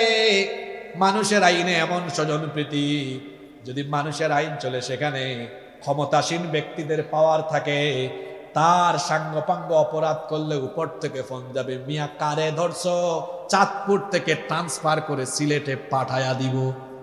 চিনো আমারে? আমারে কিন্তু এলাকায় সবাই ভয় পায়, এত বড় সাহস কেমনে হয়েছে? একদম ট্রান্সফার খাগড়াছড়ি, আছে না নাই? এই হলো আল্লাহর আইন, এই হলো মানুষের আইন। যে সমাজে চলে সেখানে মানুষের দাপট চলে, আর যেখানে আল্লাহর আইন চলে সেখানের বিচার কেমনে হয়। দুইটা ঘটনা আমি বলবো, নাকি মোনাজাত দিয়ে দিব? শোনেন, আল্লাহর আইন থাকলে পরে ওই সমাজে ক্ষুধার্ত কোনো মানুষ থাকে? জোরে বলেন, ক্ষুধার্ত কোনো মানুষ থাকে? কেন থাকে না? তার কারণ হলো ইসলাম এমন একটি সমাজ ব্যবস্থা কায়েম করতে চায় যেই সমাজে কোনো বৈষম্য থাকবে না। এমন কোনো সমাজ হবে না যেখানে কেউ বাড়িতে ঘুমাবে আরেকজন রাস্তায় ঘুমাবে, যেখানে একজন 3 বেলা খাবে আরেকজন না খেয়ে মরবে। এই রকম বৈষম্যের সমাজ ইসলাম চায় না, বরং ইসলাম বৈষম্যহীন, ক্ষুধামুক্ত, দারিদ্রতা মুক্ত, স্বনির্ভর, সমৃদ্ধ একটি সমাজ প্রতিষ্ঠা করতে চায়। এই জন্য ইসলাম এত সুন্দর অর্থনৈতিক মুক্তির বিধান দিয়েছে। আল্লাহ তাআলা বলছেন, যদি আমার মুমিনরা সমাজ পরিচালনার দায়িত্ব পায় আর তারা যদি আমার কিতাবের ফর্মুলা গ্রহণ করে অর্থনৈতিক মুক্তির জন্য আমার দেওয়া যাকাতকে তারা সমাজের মধ্যে প্রতিষ্ঠা করতে পারে, তাহলে অর্থনৈতিক দৈন্যদশা তিনি দূর করে দিবেন। গলার আওয়াজ বড় করে বলেন, তিনি কে? রব্বুল আলামিন কোরআনুল কারীমের 22 নম্বর সূরা সূরাতুল হাজের মধ্যে বলছেন, আল্লাযীনা ইম্মাক্কানাহুম ফিল আরদি আকামুস সালাতা ওয়া আতাবুজ যাকাতা ওয়া আমারু বিল মা'রুফি ওয়া নাহাউ আনিল মুনকার ওয়ালিল্লাহি আকিবাতুল উমুর। কোরআনে কারীমের 22 নম্বর সূরা সূরাতুল হাজের 41 নম্বর আয়াত আল্লাহ তাআলা বলছেন, মুমিনদেরকে যদি আমি সমাজ আর জনপদ পরিচালনার দায়িত্ব দেই, 1 নম্বরে তারা সালাত কায়েম করবে, 2 নম্বরে তারা যাকাত ভিত্তিক অর্থনীতি প্রতিষ্ঠা করবে। একটা বিষয় আপনারা খেয়াল করেন, আল্লাহ কোরআনের যেখানে বলেছেন নামাজের কথা সেখানেই বলেছেন আল্লাহ যাকাতের কথা। আবারও বলছি, যেখানেই আল্লাহ বলেছেন নামাজের কথা সেখানেই বলেছেন কিসের কথা? জোরে বলেন, কিসের কথা? নামাজের সাথে কেন আল্লাহ যাকাতের কথা বললেন? তার কারণ হলো নামাজ মানুষের অন্তরাত্মাকে, রূহকে প্রশান্ত করে, নামাজ মানুষের চরিত্রকে সুন্দর করে, আর যাকাত মানুষের সমাজকে পরিশুদ্ধ এবং সুন্দর করে। এই জন্য যেখানেই নামাজ সেখানেই আছে যাকাত। কিন্তু দুঃখের ব্যাপার হলো আমার দেশের 90% মানুষ মুসলমান। এই 90%-এর মধ্যে 89% মুসলমান যাকাতের কনসেপ্ট এখনো ভালো করে বুঝে না। কথা শুনতেছেন আপনারা? 89% মুসলমান যাকাতের কনসেপ্ট বুঝেই না। তারা মনে করে যাকাত মানে হলো শাড়ি লুঙ্গি 200 টাকা 300 টাকা করে বিতরণ করা। যাকাতের নামে যারা শাড়ি লুঙ্গি বিতরণ করে গরিবের সাথে তামাশা করে, এদের যাকাত আদায় হয় না, এরা বরঞ্চ আরো গুনাহগার হবে। যাকাত কাকে দিতে হবে? কুরআন শরীফে এটা বলা আছে না নাই? জোরে বলেন, বলা আছে না নাই? কয় শ্রেণী? জোরে বলতে হবে, কয় শ্রেণী? আপনারা কেউ উঠাউঠি করবেন না, 5-7 মিনিটে শেষ হবে। এই আজকের পুরা ওয়াজ মনে রাখতে পারলে রাখেন, না রাখলে নাই। এখনকার কথাগুলো মনে রাখবেন। এখন যে 2-3 মিনিট কথা বলছে, মনোযোগ আছে সবার? দেখেন প্রায়োরিটি লিস্টটা আপনারা দেখেন, একটু বুঝায় বলি। পোস্টারে আমার নাম লিখলেন সবার উপরে। কেন? আমাকে বাহির থেকে আপনারা আনছেন, বক্তব্য শেষে দিবেন, উপরে লিখলেন, এরপরে আরেকজনের নাম লিখলেন। এই যে সিরিয়াল করলেন, সিরিয়াল কিন্তু অনেক জিনিসের ইঙ্গিত বহন করে। সিরিয়াল অনেক জিনিসের ইঙ্গিত বহন করে। যেমন প্রধান অতিথি হিসেবে এই সিরিয়ালে যিনি থাকেন, ইঙ্গিতে বোঝা যায় উনি বক্তৃতা সবার শেষে করবেন। তো এই যে যাকাতের 8টা খাতের সিরিয়াল দেওয়া হয়েছে, এখানে আলাদা একটা তাৎপর্য বহন করে। আপনি দেখুন, প্রথমে কি বলা হলো? ইন্নামাস সাদাকাতু, প্রথম বলা হলো লিল ফুকারাই ওয়াল মাসাকিনি ওয়াল আমিনিনা আলাইহা ইলা আখিরিল আয়াত। এরপরে অন্যান্য সিরিয়াল। কিন্তু 1 নম্বর সিরিয়ালটা কার? বলেন, ফকির। 1 নম্বর কে? 2 নম্বর কে? মিসকিন। এই ফকির এবং মিসকিন 2টা শ্রেণী হলো এমন যাদের স্বনির্ভরতা নাই, সচ্ছলতা নাই, অসচ্ছল। কেন 1 আর 2 এদের কথা বলা হলো? ইসলাম চায় এমন সমাজ, যেই সমাজে অসচ্ছল মানুষ থাকবে না, সচ্ছল মানুষ থাকবে। এজন্য প্রায়োরিটি লিস্টে এদের সিরিয়ালটা আগে দেওয়া হয়েছে। কেন? যাতে জাকাতের হকদার হিসাবে এরা আগে জাকাত পেয়ে এরা যেন স্বনির্ভর, এরা যেন সচ্ছল, এরা যেন সমৃদ্ধ হতে পারে। জাকাতের মাধ্যমে এদের বেকারত্ব, দারিদ্র্য যেন দূর হয়ে এরা প্রত্যেকেই সচ্ছল, স্বনির্ভর, সমৃদ্ধ হতে পারে। জাকাতের বিধান আল্লাহ দিয়েছেন গরিবদের গরিবী হালত দূর করার জন্য। যাকে জাকাত দেওয়া হবে সে যেন আর নেক্সট টাইম জাকাত খাওয়ার যোগ্য না থাকে। কিন্তু আমরা কি করি? যারে দেই তো সারা জীবন দেই। কেন? আমরা জাকাতের কনসেপ্ট বুঝি না। আসেন একটা উদাহরণ দিয়ে বুঝাই, আশা করি আপনারা ভালোভাবেই বুঝতে পারবেন ইনশাআল্লাহ। মনে করেন আপনাদের যে গ্রাম, এই গ্রামের নাম কি? ডাটরা শিবপুর। এই শিবপুরে পঞ্চায়েত বা সমাজ মিলে সিদ্ধান্ত নিলেন যে আমরা পুরা গ্রামে যাদের উপর জাকাত ফরজ তাদের জাকাতের টাকাগুলো এক জায়গায় আমরা জমা করব। তো তারা এক জায়গায় জমা করে দেখলেন এই বছর এর পরিমাণ হয়েছে 2 লক্ষ টাকা। কথা বুঝে থাকলে বলেন কত লক্ষ টাকা? এখন এই 2 লক্ষ টাকা আপনাদের সমাজে আপনারা চাইলে 500 500 500 করে সর্বমোট আপনারা 400 জন মানুষকে এটা বন্টন করতে পারবেন। কিন্তু 500 500 করে 400 জন গরিব মানুষকে এই টাকাটা দিলে এরা কি ধনী হয়ে যাবে? গরিব গরিবই থাকবে, এক বেলা খাবে আর পরের বেলা আবার ক্ষুধার্ত। কিন্তু আপনারা যদি এটাকে এইভাবে দিতে পারেন, 2 লক্ষ টাকা এত মানুষকে না দিয়ে আপনি একজন বিধবা বোনকে একটা সেলাই মেশিন কিনে দিলেন, আরেকটা অসচ্ছল পরিবার খাইতে পারে না, চলতে পারে না, একটা রিক্সা বা ভ্যান কিনে দিলেন, আরেকজনকে একটা কুটির শিল্পের ব্যবস্থা করে দিলেন, হাঁসের খামার, মুরগির খামার করে দিলেন, আরেকজনের কাছে অল্প টাকা আছে, বিদেশ যাবে, আরো কিছু দিলে হয়ে যায়, দিয়ে দিলেন। তো এই 2 লক্ষ টাকা 400 জনকে দিলে ফায়দা বেশি না 4-5 জনের কর্মসংস্থান করলে ফায়দা বেশি? 4-5 জনের কর্মসংস্থান করলে দেখা যাবে আগামী বছর এরা আর জাকাত খাবে না। এমন হতে পারে 7-8 বছর পরে এরা জাকাত দেওয়ার যোগ্য হয়ে যেতে পারে। এবার আমার দিকে তাকান, এটা তো আপনাদের ডাটরা শিবপুর গ্রামের উদাহরণ দিলাম। এখন যদি পরিস্থিতিটা এমন হতো যে একটা জাকাত মিনিস্ট্রি, জাকাত মন্ত্রণালয় থাকে, আর ইসলামী অর্থনীতিতে বিশেষজ্ঞগণ সেই মন্ত্রণালয়কে পরিচালনা করছেন, আর বাংলাদেশের মুসলমান যারা তাদের সম্পদের হিসাব সরকারের কাছে জমা থাকলো, যাদের কাছে নেশাব পরিমাণ মাল আছে, মানে যাদের উপর জাকাত ফরজ, বছর শেষে মোবাইলে একটা মেসেজ, ক্রিং ক্রিং, মিস্টার অমুক সাহেব আপনার তো জাকাতের এত টাকা আসছে, আমাদের সংশ্লিষ্ট উপজেলা অফিসে বা অমুক জায়গায় গিয়ে এটা জমা দেন। তাহলে দেখা যাবে সারা দেশে জাকাতের টাকাগুলো জমা হয়েছে এখন কয় জায়গায়? কথা বলেন না, কয় জায়গায়? এখন মনে করেন, এটা তো পুরা দেশের হিসাব, আমি বোঝানোর জন্য সংক্ষিপ্ত অ্যামাউন্ট ধরছি। মনে করেন পরিমাণটা হলো 140,000 কোটি টাকা। এটা তো নোয়াখালী, লক্ষ্মীপুর, চাঁদপুর, কুমিল্লা, নারায়ণগঞ্জ দিক কাভার হবে, কিন্তু বোঝানোর জন্য অ্যামাউন্টটা কম ধরলাম। এটা রাষ্ট্রের কাছে এই টাকা কিছুই না, 140,000 কোটি টাকা। এখন গভর্নমেন্ট কি করলো? সারা দেশে 70 লক্ষ বেকার ছেলেমেলে, যুবক ভাইয়েরা, সবার চাকরি বাকরি আছে নাকি? অনেক বেকার আছে না, আরে বিয়ে শাদিও করতে পারে না, এমন মিসকিন, বয়স হয়ে গেছে। আল্লাহ যারা বিয়ে করে নাই তাদের সবার কর্মসংস্থানের ব্যবস্থা করে দাও। মিসকিন বলে তোমরা আবার রাগ করো না, মানে যার বউ নেই তো অসহায়, এখন ওই অর্থে বলেছি আর কি। তো যাই হোক, এবার গভর্নমেন্ট কি করলো? 70 লক্ষ বেকার যুবকের একটা তালিকা করলো। এর মধ্যে চাঁদপুরেরও একটা তালিকা আছে না নাই?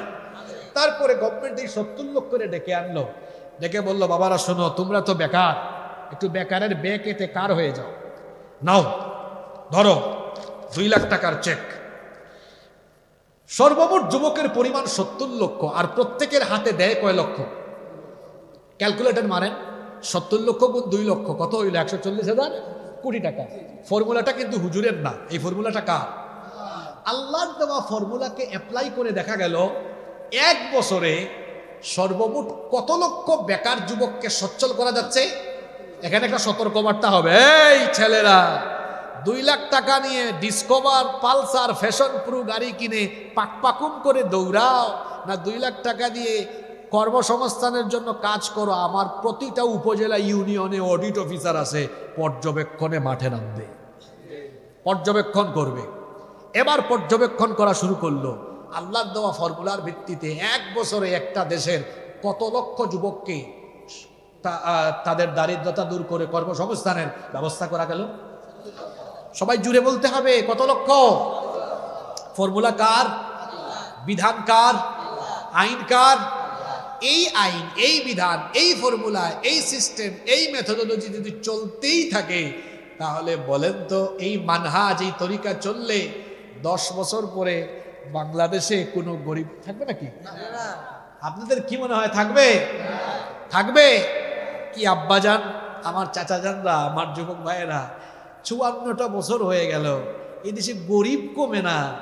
হ্যাঁ, এদেশে ক্ষুধার্ত মানুষের সংখ্যা কমে না। রাস্তাঘাটে তো বক্তৃতা শুনতে শুনতে কান ভূতা হয়ে গেছে। আমরা যদি ক্ষমতা পাই, আমরা যদি সুযোগ পাই, ক্ষুধামুক্ত, দারিদ্রতা মুক্ত বাংলাদেশ গঠন করব। তারপরে মানুষ তাকে সুযোগ দিলে দেখা যায় 5টা বছর তার নিজের ক্ষুধাই সে মিটাইতে পারে। আপনারা আমার সাথে একমত না দ্বিমত? 5 বছরে তারা তাদের নিজেদের ক্ষুধা মিটাইতে পারে না, তারা বুঝি মানুষের ক্ষুধা মিটাবে? শুনেন মুসলমানেরা, মানুষের আইনকে ফেলে দেন, ছুঁড়ে ফেলেন, ডাস্টবিনে ফেলেন, এটা ডাস্টবিনে ফেলেন, নদীতে ফেলেন, সাগরে ফেলেন। আল্লাহর দেওয়া আইনকে গ্রহণ করেন। যদি আল্লাহর দেওয়া আইনকে গ্রহণ করেন, আমি আল্লাহর কসম করে বললাম, 10 বছর, আপনারা তো বহুত দেখেছেন 54 বছর ধরে, 10 বছর একটু কোরআনের আইন বাস্তবায়ন করে দেখেন, 10 বছরে আমার সমাজ, আমার দেশ বদলে যাবে, একজন গরিবও থাকবে না ইনশাআল্লাহ। গলাবাজি করলাম না ভালো করে বুঝায় গেলাম? শুধু তাই নয়, আরেকটা জিনিস ফায়দা হবে। আমি ভাবছিলাম এটা আজকে মাহফিলের শেষে দিয়া বলবো। এই যে আসলাম আজকে, আমার গাড়ি 1.5 কিলোমিটার দূরে রেখে আসছি, সিএনজি করে আসছি, কিন্তু আমি কষ্ট পাই নাই। কারণ আমি বাংলাদেশে, আমরা যারা মাহফিল করি, আমরা কখনো কোথাও দ্রুত যাওয়ার জন্য বিমানে যাই, কোথাও গাড়িতে যাই, কোথাও আবার ফেরিতে যাই, কোথাও বাইকে যাই, কোথাও আবার সিএনজি করে যাই। কারণ যেখানে যেভাবে যাওয়া সহজ হবে সেভাবেই যেতে হবে, আমাদের কোনো আপত্তি নাই। কারণ আমরা যদি এই গ্রামগুলোতে, অজপাড়া গ্রামে না আসি, তো সেখানে কোরআনের বার্তাগুলো পৌঁছাবে কি করে? কথাটা এনেছি অন্য প্রসঙ্গে। আমি আসতেছিলাম আর ভাবতেছিলাম, আমি তো একদিন আসলাম, কিন্তু যারা এখানে নিয়মিত যাতায়াত করেন, আহারে না জানি মানুষগুলোর কত কষ্ট। একটা মা ডেলিভারির দরকার হলে এখান থেকে বের হওয়া তার জন্য কত কষ্ট। একটি ইমার্জেন্সি রুগী হলে, আমি ইমরান ভাইকে বলছিলাম, এখানে তো যাতায়াত মানুষের কষ্ট হয়, কি করে বের হবে এখান থেকে? আমি চিন্তা করছিলাম একজন মুমূর্ষ বাবা, মুমূর্ষ মায়ের কথা, কি করে বের হবে? রাস্তাঘাট, এটার নাম কি জানি, ওই লালমাইয়ের পরে শাহরস্তি, হাজীগঞ্জ পর্যন্ত আসতে যারা যাতায়াত করেন, পুকুর হয়ে গেছে, গর্ত হয়ে গেছে, গাড়ির তলা বাম্পার লেগে যায়। আমাদের গাড়ি কতবার বাজছে আজকে, একদম ঠাস ঠাস আওয়াজ। ড্রাইভারকে বললাম যে ভাই একটু দেখে শুনে চালাও, নাহলে গিয়ার বক্স চলে গেলে তো বাড়ি ফেরা আজকে সম্ভব হবে না। কি আশ্চর্য কথাবার্তা শুনেন, এগুলো কেন টেনে আনতেছি? ওই যে মহিলারা যে ঘর লেপে, দেখছেন আপনারা? আপনারা চাঁদপুরে কি বলেন? লেপে। আমার দেশে রাস্তাঘাট যখন করে লেপটি মারে, এটা 6 মাস 1 বছর পরে কি হয়? কেন? 100 কোটি বাজেট হলে এটা রাস্তা পর্যন্ত আসতে আসতে 90 কোটি শেষ। আর কাজ হয় কত? ওখানে আবার ইঞ্জিনিয়ারের ঘুষ আছে।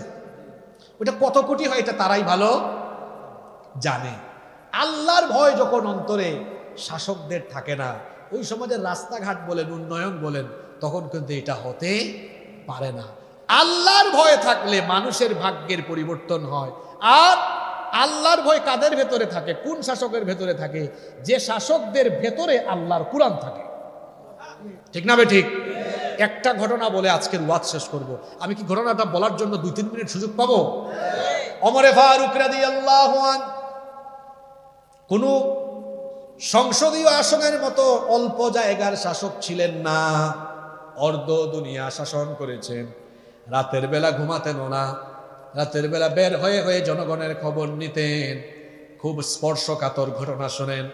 একদিন রাতের বেলা তিনি হাঁটছেন, লক্ষ্য করলেন এক মহিলা তাঁবুর সামনে চুলার মধ্যে পাতিলে কি জানি নাড়াচাড়া করে, আর পাশে তার ছোট ছোট বাচ্চারা কান্না করে। তিনি গিয়ে বললেন, হে মা, তোমার বাচ্চারা কাঁদে কেন? ওই মহিলা বললেন, আমার বাচ্চারা ক্ষুধার্ত, কয়েকদিন ধরে খায় না, এই জন্য কান্না করে, ক্ষুধার যন্ত্রণায় কাঁদে। তিনি বললেন, চুলায় তুমি কি রান্না করো, কেন তাদেরকে তাড়াতাড়ি খাওয়াচ্ছ না? মহিলা তখন বললেন, কি খাওয়াবে এদেরকে? চুলায় তো পাতিলের মধ্যে তেমন কিছু নাই, গরম পানি, এর ভিতরে পাথর দিয়ে নাড়াচাড়া করছে যাতে বাচ্চারা মনে করে কিছু না কিছু রান্না হচ্ছে। কাঁদতে কাঁদতে টায়ার্ড হয়ে সান্ত্বনা পেয়ে যেন ঘুমায়। এই জন্য আমি পাতিলের মধ্যে পাথর দিয়ে পাথর নাড়াচাড়া করছি বাচ্চাদেরকে সান্ত্বনা দেওয়ার জন্য। অর্ধ দুনিয়ার শাসনকর্তা ওমরে ফারুক রাদিয়াল্লাহু আনহু এই কথাটা শুনে চোখের পানি বের হয়ে দাড়ি মোবারক ভিজে গেল। সঙ্গে সঙ্গে বললেন, মা গো, তোমার যে কঠিন দুর্দশা, তুমি কি খলিফাকে জানাও নাই? ওমর কি তোমার এই দুর্দশার কথা জানে না? তাকে কেন তুমি জানাও নাই? মহিলা তখন বললেন, হে পথিক, তোমাকে আমি চিনি না, কিন্তু শোনো, ওমরের দরবারে যেতে চেয়েছিলাম, ভিড়ের কারণে যেতে পারি নাই, এই জন্য তার কাছে আমার এই অসহায়ত্বের কথাও আমি বলতে পারি নাই। এই কথা শুনে ওমর রাদিয়াল্লাহু আনহু বললেন, ওগো মা, তুমি অপেক্ষা করো, দেখি তোমার জন্য কিছু করা যায় কিনা। দৌড়ে দৌড়ে গভীর রাতে বাইতুল মালে ঢুকলেন।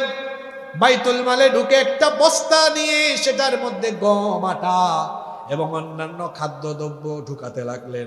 তারপরে সেই বস্তা যখন কাঁধে উঠাতে যাবেন, বাইতুল মালের দায়িত্বশীল ছেলে বললেন, আমিরুল মুমিনিন, আপনি কেন বস্তা কাঁধে নেন?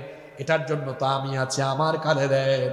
ওমরে ফারুক রাদিয়াল্লাহু আনহু বললেন, তুমি আমার সামনে থেকে সরে যাও, আমার বোঝা আমারে উঠাইতে দাও, কারণ যে দৃশ্য দেখে এসেছি, কিয়ামতে আমার বোঝা তুমি উঠাবে না। সরে যাও। নিজেই খলিফা, নিজেই প্রেসিডেন্ট, কাঁধের মধ্যে বস্তা নিয়ে গভীর রাতে ওই মহিলার তাঁবুর সামনে গেলেন। তারপরে বস্তা খুলে খাদ্যদ্রব্য, গম, আটা দিলেন। নিজেই রুটির খামির বানিয়ে সাহায্য করলেন। মহিলাকে বললেন, তাড়াতাড়ি খাবার বানাও। মহিলা খাবার বানালেন। ওমরে ফারুক রাদিয়াল্লাহু আনহু কাছে বসে ওই বাচ্চাদেরকে আদর করে খাওয়ালেন। মহিলাকে বললেন, মা গো, শোনো, আগামীকাল তুমি খলিফার দরবারে যেও, দেখবো তোমার জন্য সেখানে আমি কিছু করতে পারি কিনা, আমিও সেখানে থাকবো। মহিলা তখন বললেন, আরে, আমাদের মুসলিম জাহানের খলিফা যদি ওমর না হয়ে তোমার মতো মানুষ হতো, আমাদের কপাল খুলে যেত। মহিলা তো তাকে চিনে নাই। পরবর্তী দিন যখন সাহায্যের জন্য খলিফার দরবারে গেল, গিয়ে দেখলো খলিফার আসনে যিনি বসা তিনি আর কেউ নন, গত রাতেরই ওই ব্যক্তি। মহিলা কি আর সাহায্যের কথা বলবে, সাথে সাথে হাত জোর করে ক্ষমা চাওয়া আরম্ভ করেছে। মহামান্য খলিফা, আমার ভুল হয়ে গিয়েছে, গত রাতের আচরণের জন্য আমি আপনার কাছে লজ্জিত এবং ক্ষমা প্রার্থী। সঙ্গে সঙ্গে ওমরে ফারুক রাদিয়াল্লাহু আনহু বললেন, মা গো, হাতটা নামাও, উল্টা আমার কাছে ক্ষমা চাইও না, বরং আজকে মজলিসে শুরা, সভাসদদের সামনে আমি তোমার কাছে ক্ষমা চাচ্ছি। তোমার যখন খাবারের দরকারের সময় যথাসময়ে খাবার যে তোমার কাছে পৌঁছাতে পারলাম না, এই জন্য কিয়ামতের ময়দানে ওমরকে তুমি আসামি করে দিও না। এমন যদি হতো আমাদের নেতা হতো ওমরেরই মতো, হতো আবু বকরের মতো। এমন যদি হতো আমাদের নেতা হতো ওমরেরই মতো, হতো আবু বকরের মতো। জনগণের খোঁজ খবর নিত রাত দুপুরে, ঘুরে ঘুরে দেখতো কি কেউ আছে অনাহারে। আমার দেশের মা বোনেরা লাঞ্ছিতা হতো না, আমার দেশের কৃষক শ্রমিক বঞ্চিত হতো না, গরিবী দুঃখী ভুখা নাঙা নাহি পাওয়া যেত, যদি আমাদের নেতা হতো ওমরেরই মতো, হতো আবু বকরের মতো। আপনারা চান কি চান না? জোরে বলেন, চান কি চান না? হ্যাঁ, এজন্য কি করতে হবে? এই কোরআন কিছু ঝাড় ফুক, তাবিজ কবজ আর খতমের কিতাব বানালে হবে না। একদিন বছরে ওয়াজ মাহফিলের আয়োজন করে মাহফিলে ওয়াজ শুনলে হবে না। প্রতিদিন নিজের বাড়িতে আল্লাহর কোরআন পড়তে হবে, সন্তানদেরকে পড়াতে হবে, মাদ্রাসায় পাঠিয়ে আল্লাহর দ্বীন শিখাতে হবে, কোরআন শিখাতে হবে, বুঝাতে হবে। প্রত্যেককে কোরআন পড়ে, কোরআন বুঝে, কোরআনের রঙে রঙিন হয়ে, তারপরে কোরআনের দাওয়াত নিয়ে মানুষের দুয়ারে দুয়ারে চলে গিয়ে কোরআনের সমাজ প্রতিষ্ঠার দাওয়াত দিয়ে সবাইকে ঐক্যবদ্ধ করে আলেম উলামাদের নেতৃত্বে কোরআনের সমাজ প্রতিষ্ঠা করতে হবে। এছাড়া মুক্তি মুক্তি আছে? মুক্তি নাই। যুবক ভাইদেরকে শেষ কথা বলে যায়, মনে রেখো, সৎ সঙ্গে স্বর্গবাস, অসৎ সঙ্গে। এক লোক আতরের দোকানে ঢুকছে, আতর কিনে নাই, 10 মিনিট ছিল, বের হওয়ার পর তার শরীরে আতরের গন্ধ লাগবে কি লাগবে না? আতর মাখে এমন ব্যক্তির সাথে কুলাকুলি করিয়েন, দেখবেন 5 মিনিট আপনার সাথেও আতরের গন্ধ থাকবে। আরেক লোক বিড়ি খায় না, কিন্তু বিড়ি ঘুরের সাথে হাত মিলেছে, কারবার সারছে, হাতে কিসের গন্ধ? বাড়িতে গিয়ে বউয়ের কাছে বসছে, কয় তুমি তো ভালো ছিলা, হঠাৎ করে এত নষ্ট হইছো কেমনে? কয় কেন, কি হয়েছে? কয় তুমি তো বিড়ি খাইছো। কয় আল্লাহর কসম খাই না। কয় না, তুমি খাইছো। ভেজাল লাগছে কি লাগে নাই? আসলে লোকটা বিড়ি খায় নাই, কিন্তু হাত মিলাইছে কার সাথে? এই কথাটা কেন বললাম? যুবক ভাইরা পিছনে আছে, আমি দেখতেছি। আপনাদেরকে সবাই টার্গেট করে, সবাই আপনাদের শক্তি সামর্থ্যকে ব্যবহার করতে চায়। এজন্য কি করে? টার্গেট করে, তারপরে কাছে ডেকে নিয়ে পকেটে 1000-500 টাকা ঢুকায়, অথবা পদ পদবীর লোভ দিয়ে আপনার দেয়া মিছিল করায়। বলো আমার ভাই, তোমার ভাই, অমুক ভাই, তমুক ভাই, নেতা ভাই, খেতা ভাই, বলো না। চেষ্টা করে সামনে পিছনে একটু মোটরসাইকেল শুডাউন দিয়া আপনাকে খাটাইতে, আপনার শরীরের শক্তি সামর্থ্যকে ব্যবহার করতে। ঠিক না ঠিক? Keep in your mind, youth is not a gift given by your leader. যৌবন আপনার নেতার দেওয়া গিফট নয়। যৌবন যিনি দিয়েছেন, গলার আওয়াজ বড় করে বলেন তিনি কে? আমিও তো আপনার মতো যুবক, আমার পকেটে টাকা না, যদি আমারে আব্বাও ডাকে, তার সামনে নিয়া পিছনে নিয়ে আমারে চামচার মতো খাটাইতে পারবে না। এই যে আমি কথা বলছি, ঘাম বেরোচ্ছে, আমাদের শরীরের প্রতি ফুটা ঘাম তো মূল্যবান। এই ঘাম আমি আরেকজনের জন্য স্লোগান দিয়ে আমার শরীর থেকে বের করবো, আমার ঠেকা পড়ছে। আমার শরীরের প্রতি ফুটা ঘাম, আমার রক্ত, আমার জীবন, আমার তারুণ্য, আমার যৌবন, এটা আমি কারো চামচামিতে বিসর্জন করব না, বরং আমার তারুণ্য, আমার যৌবন, আমার রক্ত, আমার জীবন, আমার শক্তি, আমার সামর্থ্য, এটা যদি খরচ করতে হয় আল্লাহর জমিনে আল্লাহর দ্বীন কায়েমের জন্য খরচ করব। কথা বুঝলে তো ভালো, না বুঝলে বাড়িতে গিয়ে অ্যানালাইসিস করিও। চামচামি করো না, তুমি কারো চামচা নও। প্রত্যেকটি যুবককে বলবো, be a prestigious person, you have to personality. তোমার ব্যক্তিত্ব থাকা দরকার। যে বয়সে কলেজে, ইউনিভার্সিটিতে, মাদ্রাসায় পড়ালেখা করে জ্ঞান গবেষণায় থেকে তুমি তোমার কেরিয়ারকে এগিয়ে নিয়ে যাওয়ার কথা, সেই বয়সে তুমি চামচামি করো কেন? এই সময়টা তুমি পড়ালেখা গবেষণায় আর সুযোগ পেলে কুরআন হাদিস চর্চায়, আলেমুল আমাদের সান্নিধ্যে থেকে ভালো মানুষের সঙ্গী সাথী হয়ে যাও, তাহলে দুনিয়া আখিরাতে তোমার নাজাতের পথ খুলে যাবে। তুমি মানুষের পিছনে চামচার মতো হাঁটিও না, বরং নিজেকে এমন যোগ্যতায় নিয়ে যাও যেন মানুষ তোমার পেছনে ঘুরঘুর করে। এই কথাগুলো যুবকদের জন্য বলে গেলাম, কলেজার টুকরা ভাইদেরকে বলছি, চামচামি করো না। এই সময়টাতে পড়ালেখা করো, গবেষণা করো, পড়ার টেবিলে যাও, মনোযোগী হও, গবেষণায় থাকো। মাদকাসক্ত থেকে নিজেকে বাঁচাও, গাঁজা থেকে, ইয়াবা থেকে, মাদক থেকে নিজেকে বাঁচাও, মোবাইলের ফেতনা থেকে, অনলাইন গেম, অনলাইন জুয়া থেকে নিজেকে বাঁচাও, তথ্য প্রযুক্তি, মোবাইলের ফেতনা থেকে নিজের ঈমান বাঁচাও, নিজের যৌবন বাঁচাও।